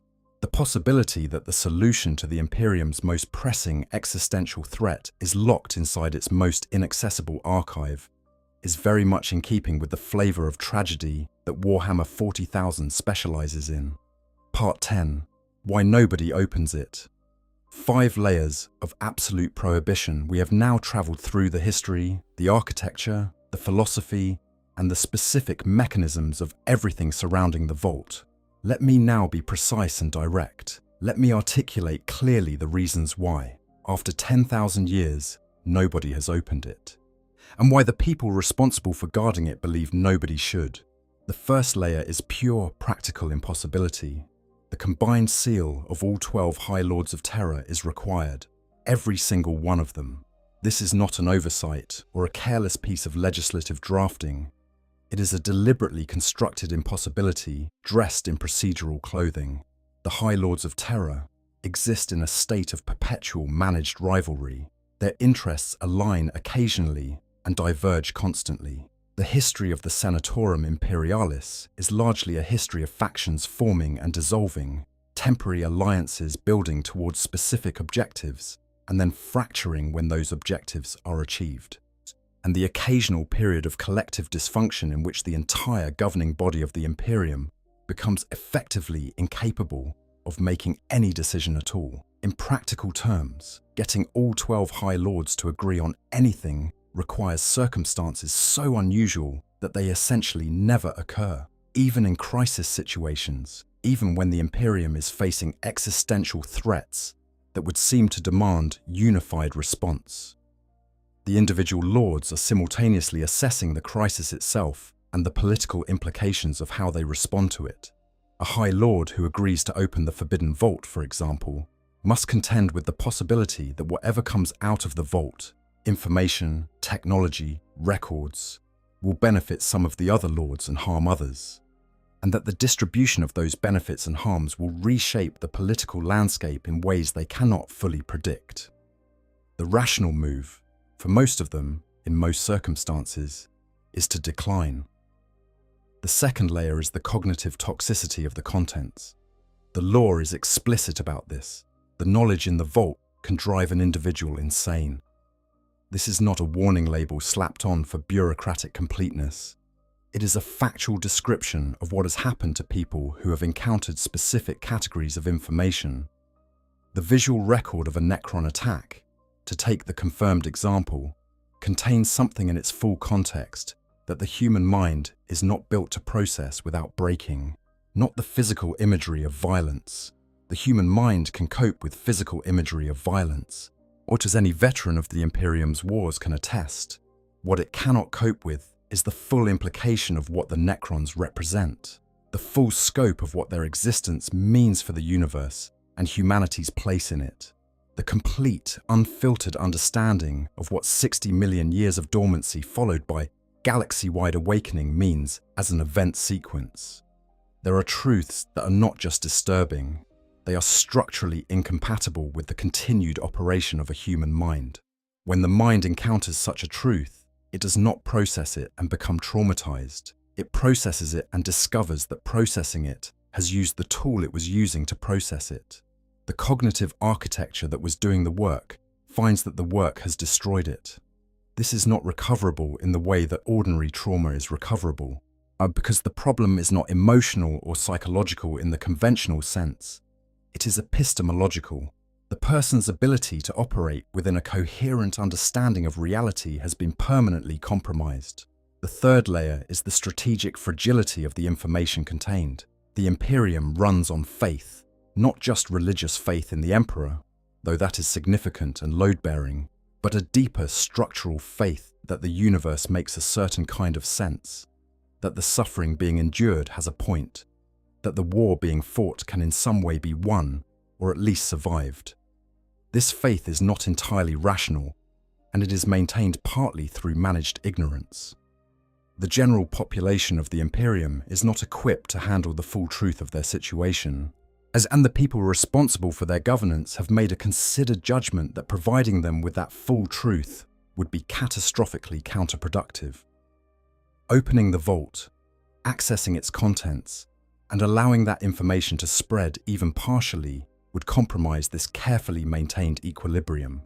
The true history of the Horus heresy, told from the Emperor's perspective rather than the ecclesiarchy's, would not simply embarrass the religious establishment. It would demonstrate that the Emperor made mistakes, that his plans failed, that his sons betrayed him in ways he did not fully predict or prevent, that the 10,000 years since have not been a period of controlled recovery, but a period of extended crisis management with no clear end in sight.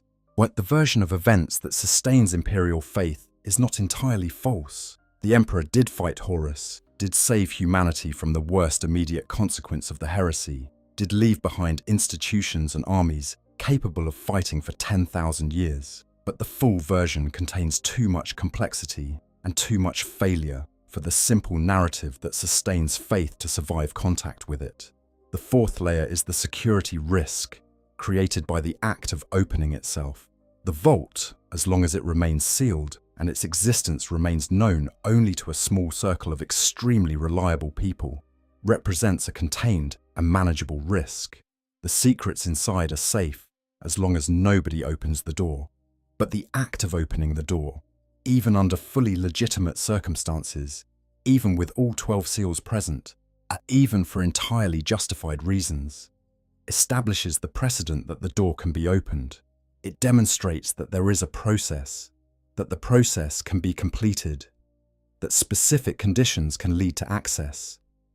Every agent of chaos, every faction within the Imperium that has reason to want what might be inside, every alien species that has long-term strategic interests in disrupting the Imperial institution, all of these parties would immediately shift their efforts toward replicating those conditions, or toward infiltrating the process, or toward being present when it happens.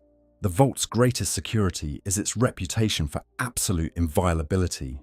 Once that reputation is compromised by a single instance of opening, even a legitimate one, the security calculus changes entirely. Just the fifth layer is the most philosophical, and perhaps the most compelling. The vault was sealed by the Emperor. The Emperor is the only being who fully understood everything he placed there, and the full context of why. He is currently unable to communicate in any way that carries nuance or detail. He cannot be asked whether the present moment is the right moment to open the vault, whether a specific individual is trustworthy enough for a specific piece of information, whether the current crisis constitutes the kind of extraordinary circumstance that would justify access. He cannot update his instructions in light of developments he did not foresee. All he has left is the seal itself, the last clear, unambiguous expression of his will regarding this specific matter, and that will was, keep this closed.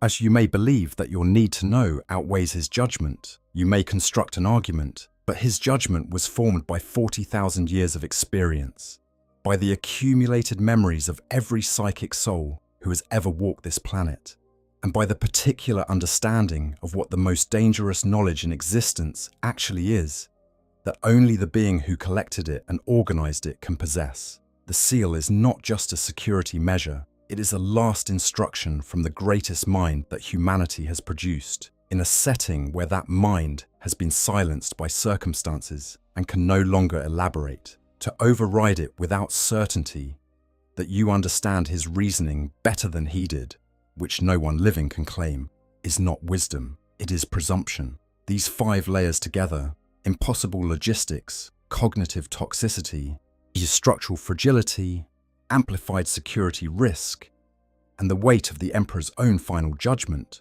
form a wall that has held for 10,000 years. Part 11. What could be inside? Theories, speculation, and the shapes of gaps. Now we step away from confirmed lore into the space of speculation.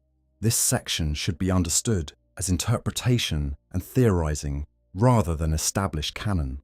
The Vault's mystery is deliberately maintained by the Lore and Games Workshop, and the specific contents beyond the confirmed Necron record are not described, but the shape of the gaps the lore leaves is meaningful, and the theories the community has developed are worth examining.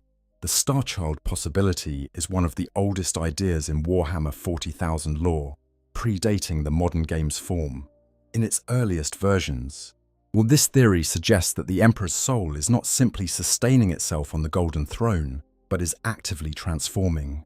That what began as the psychic presence of a dying human being is slowly, over 10,000 years of continuous psychic sacrifice from willing martyrs, growing into something qualitatively different, a warp entity, a 5th power in the Imperium, not a chaos god, but a god of a different kind, one whose domain would be the things that humanity, at its best, actually represents: order, hope, sacrifice, courage, the determination to endure. If this process is real, and if the Emperor understood that it was likely to occur, then the Vault may contain records that document it, predictions he made about its timeline, conditions that would need to be met for it to succeed, warnings about what would interrupt it. Yes, these records would be extraordinarily dangerous in the wrong hands.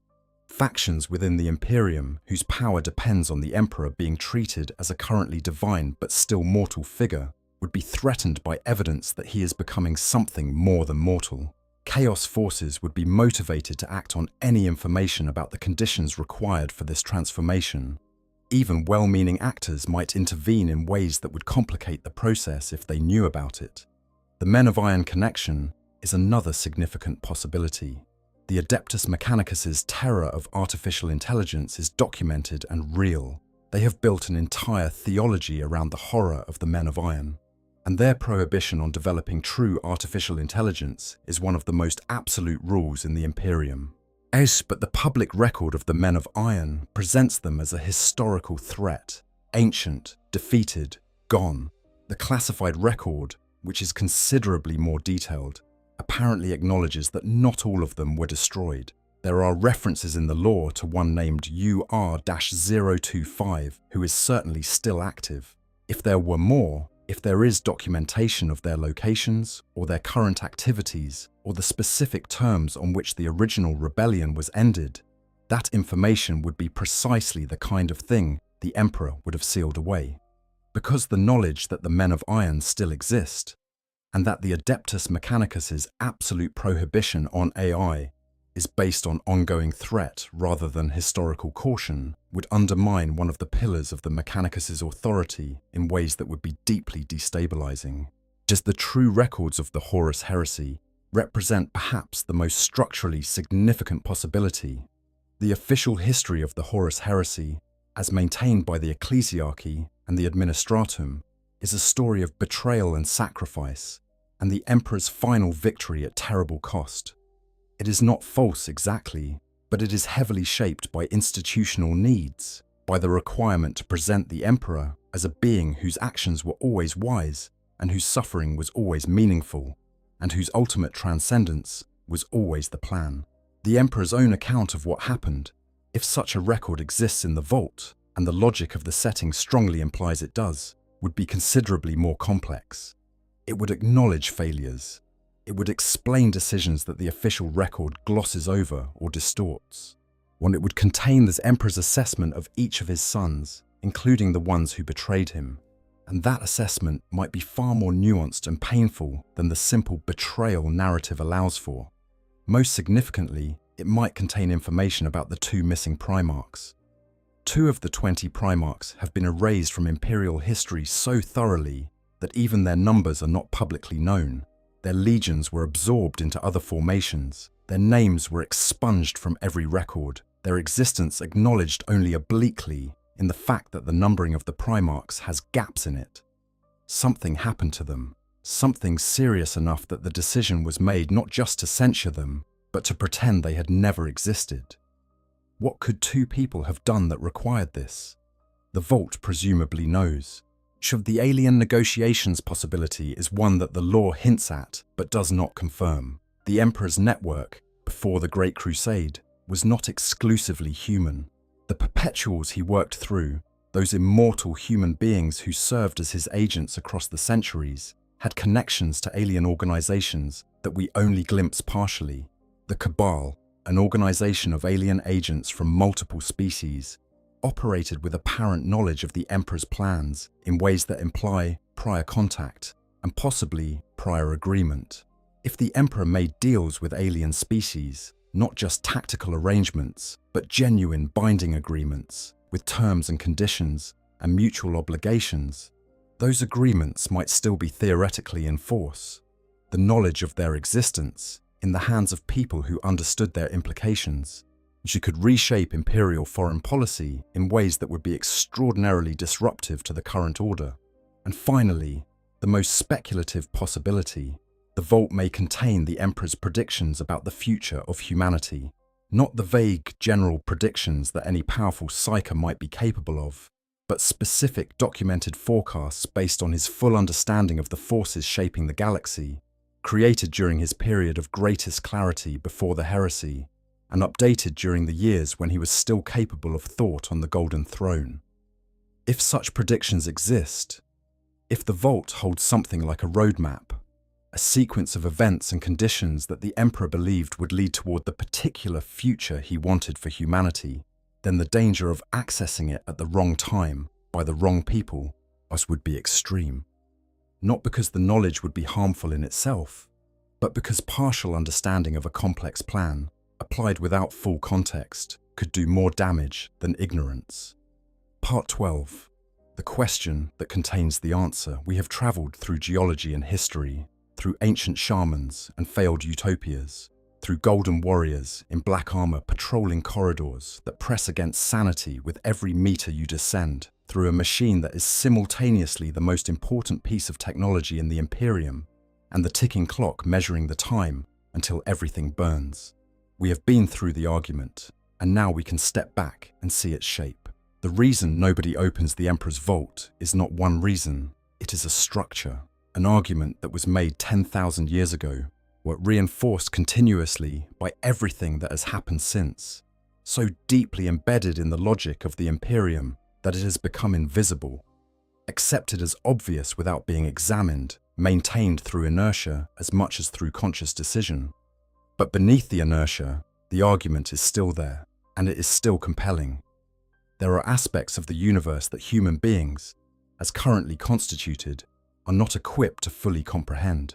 There are truths so cosmologically large that the mind folds when it encounters them, the way paper folds when you press past its structural tolerance. There are histories so morally complex and so painful that knowing them fully removes a person's ability to operate clearly in the present. And there is knowledge so dangerous that possessing it makes you a vector for the harm it contains. You're a target for every force in the galaxy that would benefit from using that knowledge against you. The vault is not sealed because the Emperor was wrong to collect what he did. He was right to collect it. The full understanding of a Necron attack, in the hands of someone prepared for it, deployed at the right moment, might be exactly what prevents the next planetary annihilation. The technical specifications of the things in the dark cells, understood completely by someone capable of acting on that understanding, might mean the difference between those things being contained indefinitely and those things eventually getting out in ways that cannot be managed. The true history of the Horus heresy, held by someone who could bear its full weight and use it wisely, might provide the insight needed to prevent the inevitable next great betrayal. But the Imperium cannot currently produce that someone. 10,000 years of existential crisis, of resource scarcity and political dysfunction, and the gradual calcification of every institution it possesses, has not built the kind of civilization that grows people capable of bearing this knowledge. It has built warriors, bureaucrats, theologians of conviction and limited vision. It has not built the wise, and the few it might have built, beings like Malkador, like certain Primarchs at their best, like the Emperor himself in his prime, are gone, or transformed, or incapacitated. This is the deepest grief of the Vault, if you choose to look at it through that lens. It is not a tomb, it is a waiting room. It is full of things that are waiting for a humanity that has not yet arrived. A humanity that has grown past the need for managed ignorance into something that can look at the worst of itself and the universe without flinching. A humanity that has moved past the theological dependency on a dead God into genuine philosophical maturity. A humanity that has survived long enough and suffered enough and learned enough to not only open the vault, but to do something useful with what it finds inside.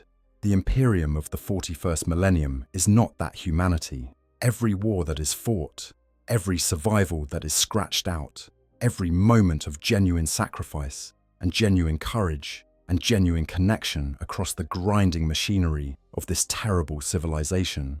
These are fragments of that future humanity trying to emerge. They exist. They are real. They are not nothing. But the vault is still waiting. Yeah, perhaps the truest answer to the question of why nobody opens the Emperor's vault is this: because the universe has not yet become safe enough to survive what's inside it. And because the Emperor, in all his power and all his planning and all his tens of thousands of years of patient, careful, agonizing preparation, could not make it safe before the door closed behind him. He locked the door. He left no key that could be used without his guidance. He made a world that was not yet ready to see what he had seen. And the question of whether humanity will ever be ready to open the vault, to face what he faced and survive it and use it towards something better, is the most important unanswered question in all of Warhammer 40,000. That question is still being answered. Yet in every act of courage and every act of faith and every moment when an ordinary person in an impossible situation makes the choice to keep going rather than give up, that question inches forward. The vault waits. The Imperium endures. And the door stays shut for one more year, one more century, one more epoch of grinding, magnificent, terrible survival. Until the day, perhaps, when the right hands arrive. And that is why nobody opens the Emperor's vault on Terra. Or at least, that is as close to a complete answer as the lore allows us to get. What we covered today is still only the visible surface of how deep the Imperial Palace's secrets run. The lore layers below the layers we discussed. There are entire lineages of custodian knowledge that exist nowhere outside the Adeptus Custodes themselves. There's entire classes of archive within the Administratum's keeping that haven't been accessed in thousands of years because the people who knew their contents are long dead. Entire categories of threat classification within the Inquisition system that the Inquisitors themselves only learn exist when they are elevated to the highest levels of seniority. If you want to explore further, and you should want to, because this is extraordinarily rich territory, the Vaults of Terra novel series by Chris Raitt is the ideal starting point. It follows Inquisitor Erasmus Krall through the underbelly of Holy Terra itself, and it gives you a ground-level sense of what it actually feels like to move through the Imperial Palace's shadow districts, to brush up against the kinds of secrets that live in those layers. The Master of Mankind by Aaron Dembski-Bowden covers the Webway War in extraordinary, harrowing detail and is one of the finest pieces of 40K fiction in existence.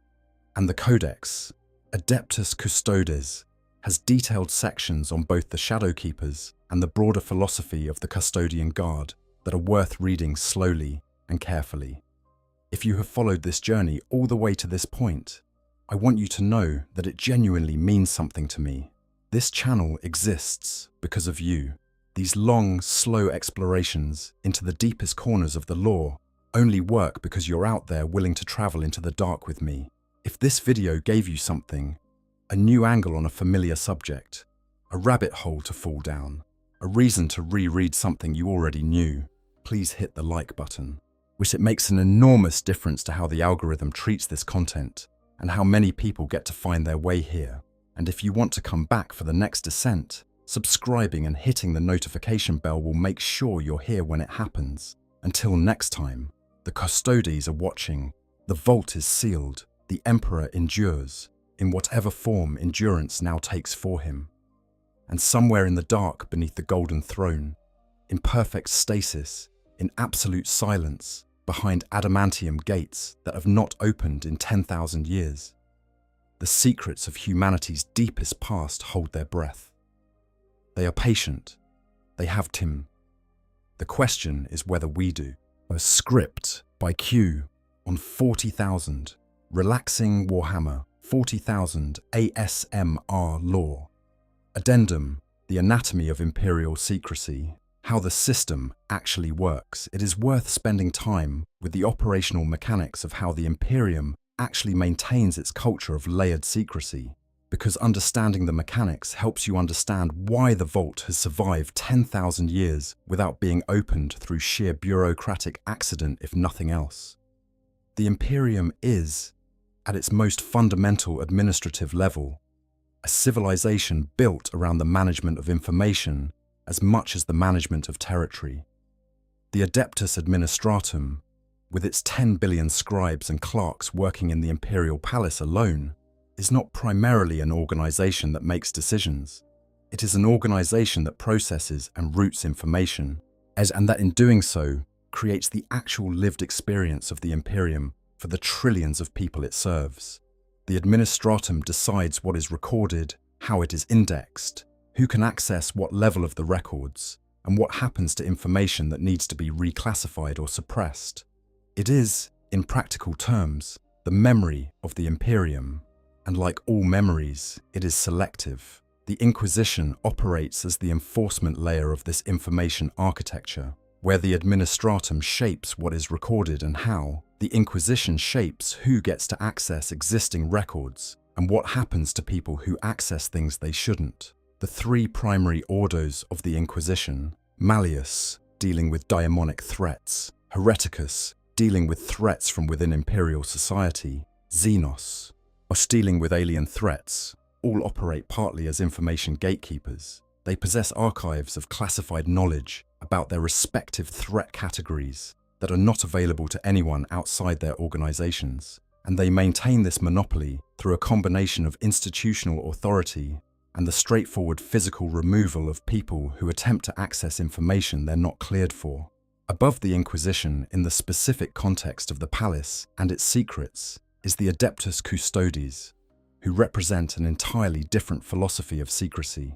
The Inquisition's approach to secrets is investigative. They exist to discover the truth about threats and then contain those truths within appropriate classification structures. The Custodes' approach is simply preemptive and absolute. They do not investigate.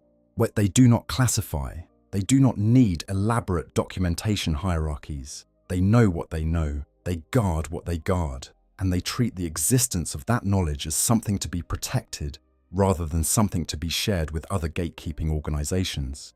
There are secrets that the Inquisition suspects the Custodes hold, that the Custodes have never confirmed or denied. This ambiguity is itself a security measure. The practical consequence of this architecture is that the vault exists in a zone where multiple overlapping systems of secrecy reinforce each other. The Administratum doesn't have a record of it under any standard classification rubric, or if it does, that record is itself classified at a level that most Administratum officials don't even know exists. So the Inquisition knows something is there but is explicitly denied access, which means their own records describe it in terms of an absence rather than a presence. The Custodes know exactly what it is and maintain the practical physical security of it, but they don't discuss it with other bodies. The High Lords, who theoretically have the collective authority to open it, are distributed across multiple institutions that are not consistently in direct communication about the vault specifically. The result is a structure where the people who know about it are not the people who have authority over it, and the people who have authority over it are generally not the people who know about it in sufficient detail to make an informed decision about whether to use that authority. This is not accidental. This is how the Emperor designed it. Or by distributing knowledge and authority in ways that don't neatly overlap, he created a system where no single actor or small group of actors can make the decision to open the vault unilaterally. The vault's security is not any individual mechanism, but the interaction between all the mechanisms, including the political mechanics of the Senatorum Imperialis, the institutional independence of the Custodes, the Inquisition's classification structures, and the general culture of secrecy that pervades every layer of the imperial establishment. This is also, it must be said, enormously fragile in ways that are not immediately obvious. Each of the individual mechanisms can be compromised independently without appearing to compromise the others. As an inquisitor who has been turned by chaos might have access to the Inquisition's records without triggering custodian alertness. A High Lord who has been influenced or corrupted might be able to make certain procedural moves without it being obvious that something is wrong until the moves are almost complete. The Administratum, with its billions of clerks, is exactly the kind of enormous bureaucratic body that is vulnerable to slow, patient, carefully hidden infiltration. This fragility is why the Custodes treat absolutely any approach to the vault, under any circumstances, with maximum suspicion. It is not that they believe the High Lords are corrupt, or that the Inquisitors are unreliable, or that the Administratum has been infiltrated. It is that they cannot be certain these things are not true, and the consequences of being wrong about the vault are existential. So the default is suspicion, the default is refusal. The default is assuming that anyone who wants access to the vault has reasons that the Custodes should not trust, however legitimate those reasons appear on the surface. Addendum: the character of knowledge that cannot be unseen. There is a specific type of information that exists in the Warhammer 40,000 universe that does not have a good analogue in ordinary human experience, but that the vault is described as containing in concentrated form. Understanding this type of information is important for understanding why even the most powerful and well-intentioned actors in the setting are right to be afraid of the vault. We have established that certain knowledge in this universe is cognitively toxic, that it doesn't just disturb the person who encounters it, but actually breaks the mechanisms of thought and cognition that allow them to function. But this isn't the full picture. The full picture is stranger and more disturbing.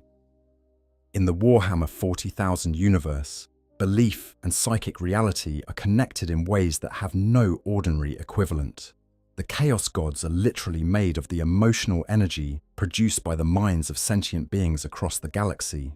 When humans fear, Nurgle grows stronger. When humans rage, Khorne receives that energy. When humans feel ambitious and scheming, Tzeentch gathers power.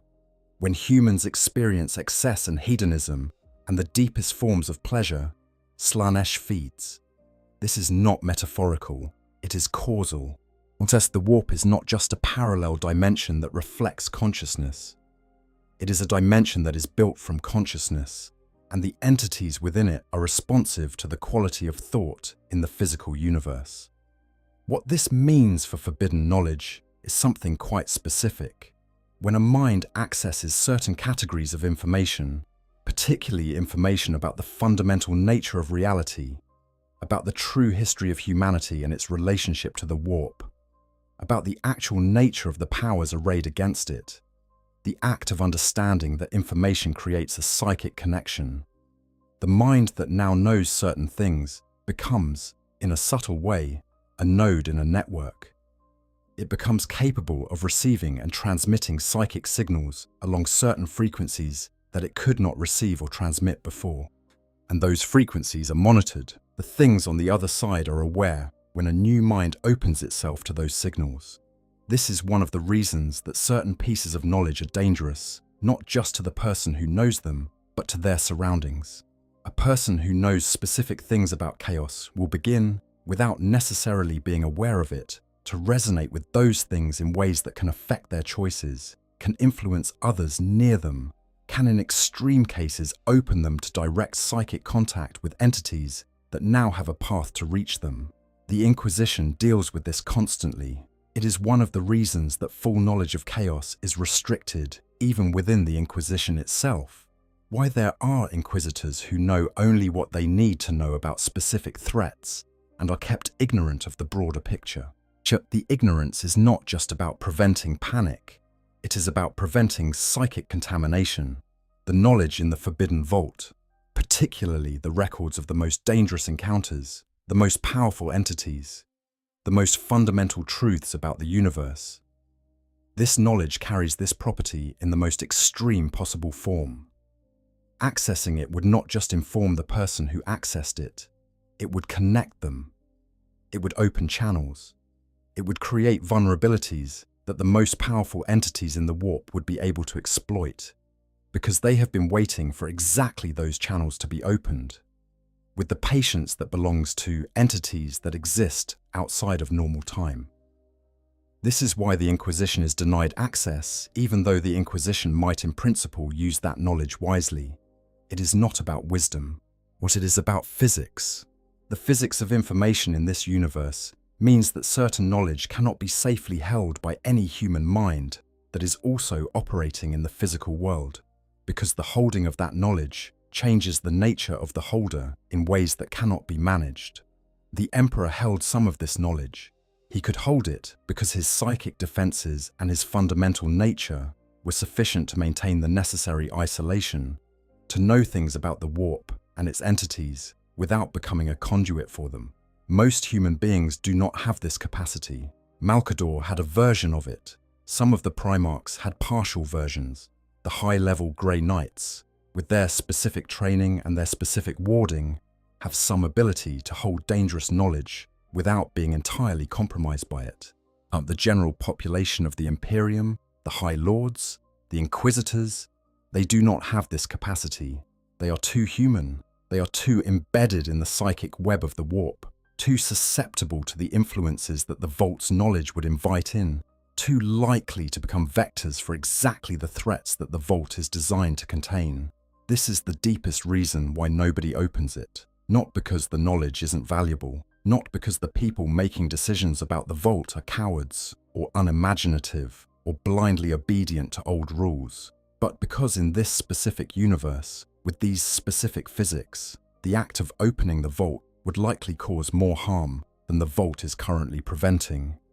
The knowledge inside is not just waiting to be used. It is waiting to be used against whoever tries to use it. As addendum, what the Vault means for the future of the setting. In the current era of Warhammer 40,000, the early 42nd Millennium, the Indomitus era, the time after the Great Rift and the return of Guilliman, the question of the Vault is more pressing than it has been at almost any point in the previous 10,000 years. The Great Rift has changed the galaxy fundamentally. The psychic storms that accompanied its opening affected every warded space in the Imperium, including the deep levels beneath the Imperial Palace. Warding systems that had functioned for 10,000 years showed stress fractures. Some of the dark cells were disturbed. the Shadow Keepers, who for 10 millennia had maintained a strictly sufficient guard, had found themselves overextended in new ways as their brothers were called to the Battle of Lion's Gate and other crises. The margin of safety around the vault's environment narrowed, even if the vault's specific locks remained intact. At the same time, the arrival of Guilliman, the only Primarch to have returned to full waking consciousness and active participation in Imperial affairs, introduces for the first time in 10,000 years a being who might plausibly be one of the people the Emperor would have trusted with certain levels of knowledge about the Vault. Guilliman is not the Emperor. His understanding of the Vault's contents is presumably not complete, but he represents something that has been absent from the Imperium for 10 millennia, a being of sufficient power and wisdom to potentially be qualified to ask the right questions. He has not asked them, or if he has asked them, the asking has not resulted in any documented approach to opening the vault. This restraint, this conscious pulling back from the edge of the most dangerous question in the Imperium, is itself meaningful. Guilliman is not a passive or incurious being. He has spent the years since his return aggressively reforming institutions, challenging orthodoxies, pursuing uncomfortable truths about the state of the Imperium that other figures would have preferred to leave undisturbed. His silence on the vault, if it is indeed silence, suggests either that he knows something about it that makes him confident the current approach is correct, or that whatever information he has received about it has been sufficient to persuade him to hold back. Or perhaps he has simply concluded, with the strategic mind of a being who thinks in terms of civilization-scale outcomes, that the timing is not right, that the galaxy in the immediate aftermath of the Great Rift is not the stable, resolved situation in which opening the vault would be safe to attempt, that the right time might come, but is not now, and that patience, even across centuries or millennia, is the correct response to a problem that has already waited 10,000 years. This reading of the silence is, perhaps, the most hopeful one. The vault waiting not because opening it is impossible, but because the people responsible enough to approach it know that the preconditions for opening it safely have not yet been met, and are working toward those preconditions with the care that the stakes demand.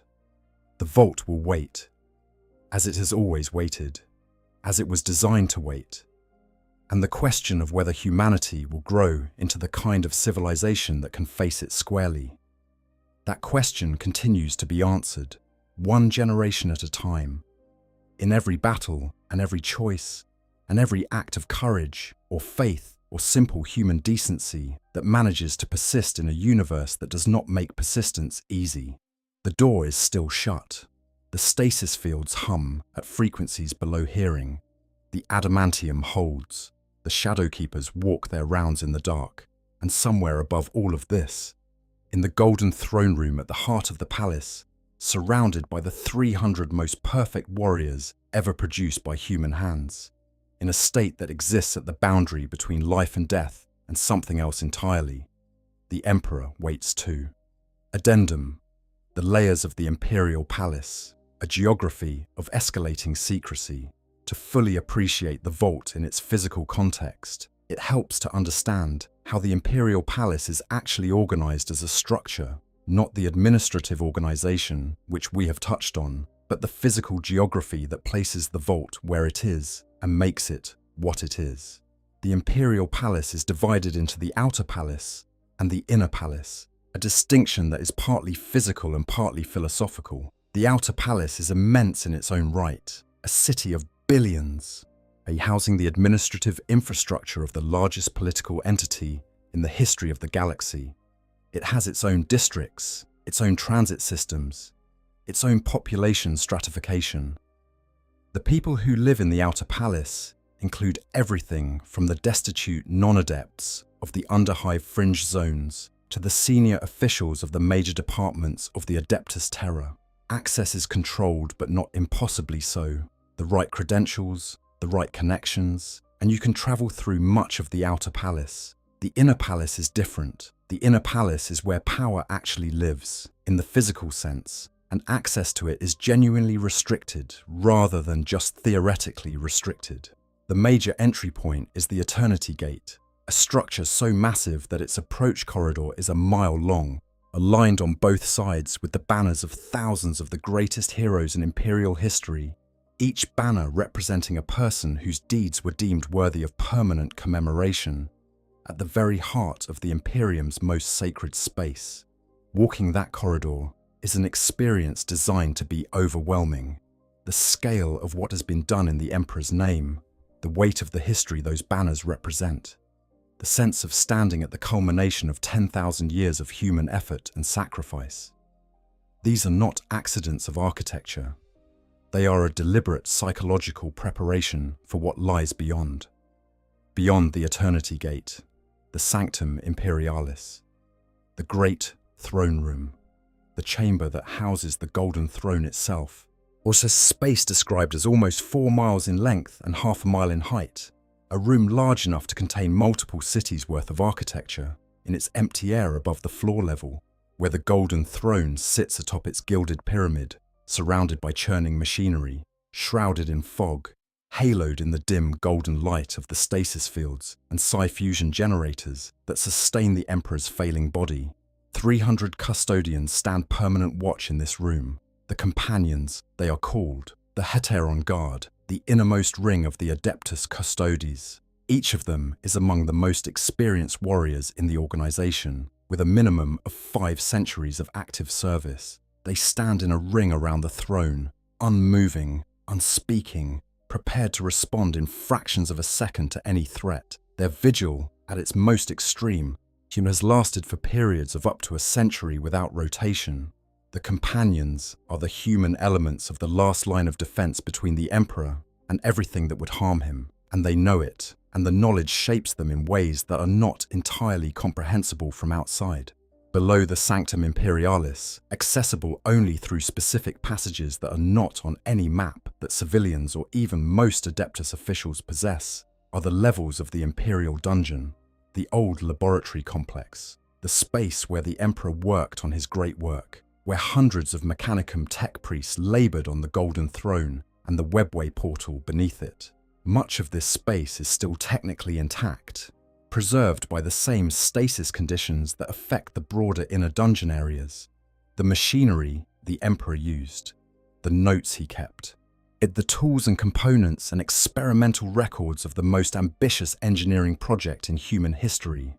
And below even that, the vault. Not merely below in the physical sense, below in every sense. Below the throne that guards the portal, below the dungeon where the great work was attempted, below the layer of history that represents the Emperor's most active and creative period. In the deepest, oldest part of the substructure, older than the Imperial Palace itself in some respects, built into and around the ancient ruins that existed under this mountain range, when this was just a mountain range rather than the spiritual center of the human universe. The physical depth of the vault's location is meaningful. It is not convenient. It is not somewhere you could accidentally find your way to. To reach it, as you have to make a series of deliberate choices at every level of the descent, choices that are progressively more restricted, that require progressively more authorization, that bring you progressively further from the parts of the palace where ordinary institutional processes operate. By the time you are close to the vault, you are in a place where the normal rules of Imperial society have essentially ceased to apply. You are in the space that the Emperor reserved for himself and his most essential secrets. You are in the place that was designed to be found only by people who were meant to find it. The geography of the descent is also a geography of psychological preparation. Each layer you pass through, each gate and ward and challenge that falls away as you descend with sufficient authorization, serves the function of removing you from the context of ordinary thinking. By the time you stand before the vault's adamantium gates, you are someone who has already survived multiple layers of reality check, who has already been assessed as capable of standing in spaces that most human beings will never approach.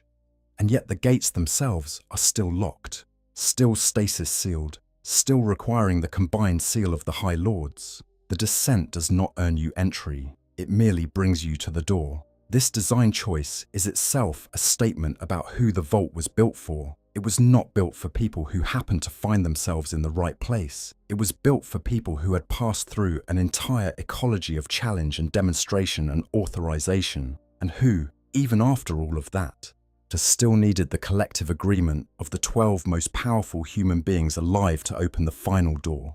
Addendum. The weight of 10,000 years of waiting, there is a human dimension to the vault that is easy to miss if you focus entirely on the cosmological and strategic stakes. The vault has been sealed for 10,000 years. This is longer than most human civilizations have lasted at all.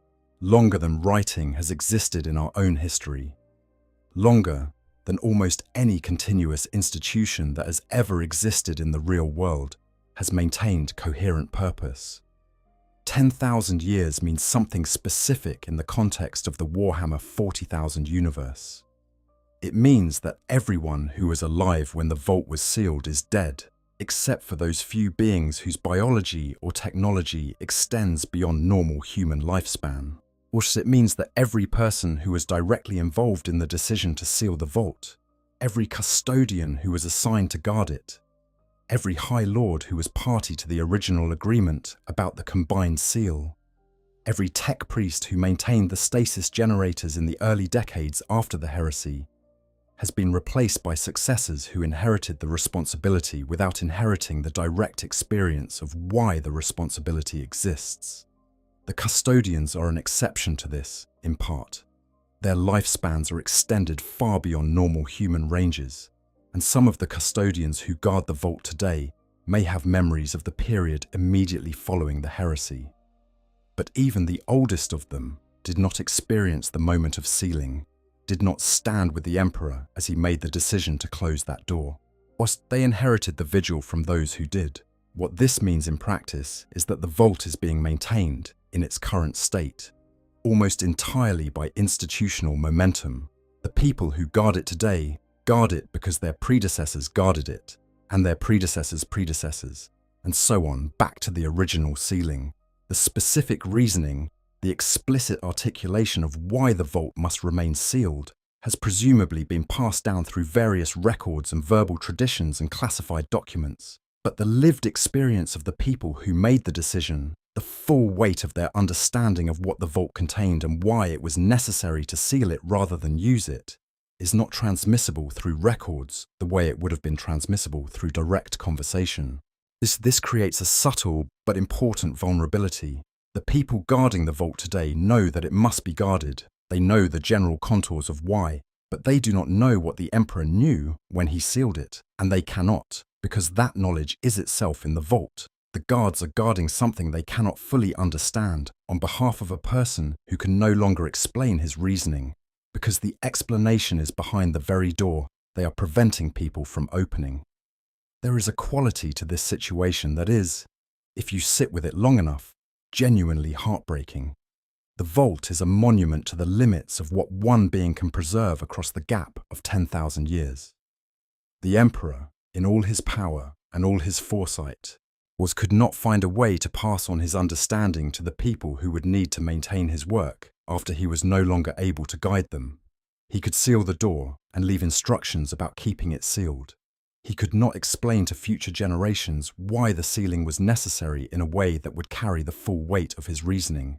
The instructions exist, the understanding behind them is inaccessible, and so the shadow keepers walk their rounds in the dark, and the custodians maintain their vigil, and the High Lords argue in their chambers above, and the vault waits for the day when the right question is asked in the right way by the right person in the right circumstances. As for the day when the combined seal can be gathered, and the door can be opened, and the knowledge inside can finally serve the purpose it was preserved to serve. For the day when humanity is ready. Perhaps that day will never come. Perhaps the Golden Throne will fail first, and the Talisman will fire, and everything will burn together. The vault and its secrets, and the 10,000 years of waiting alongside everything else. Perhaps that too would be the Emperor's will. Perhaps he foresaw this outcome and accepted it, understanding that the knowledge he was preserving was worth preserving even if it burned before it was used, because the alternative, letting it exist in the open world before humanity was ready, was worse. Even burning is a kind of protection. And even becoming ash is preferable to becoming a weapon in the hands of those who would use it against the people it was meant to serve. The vault holds, the secrets endure, the door stays shut. And the Imperium, in all its flawed and struggling and magnificent and terrible complexity, continues.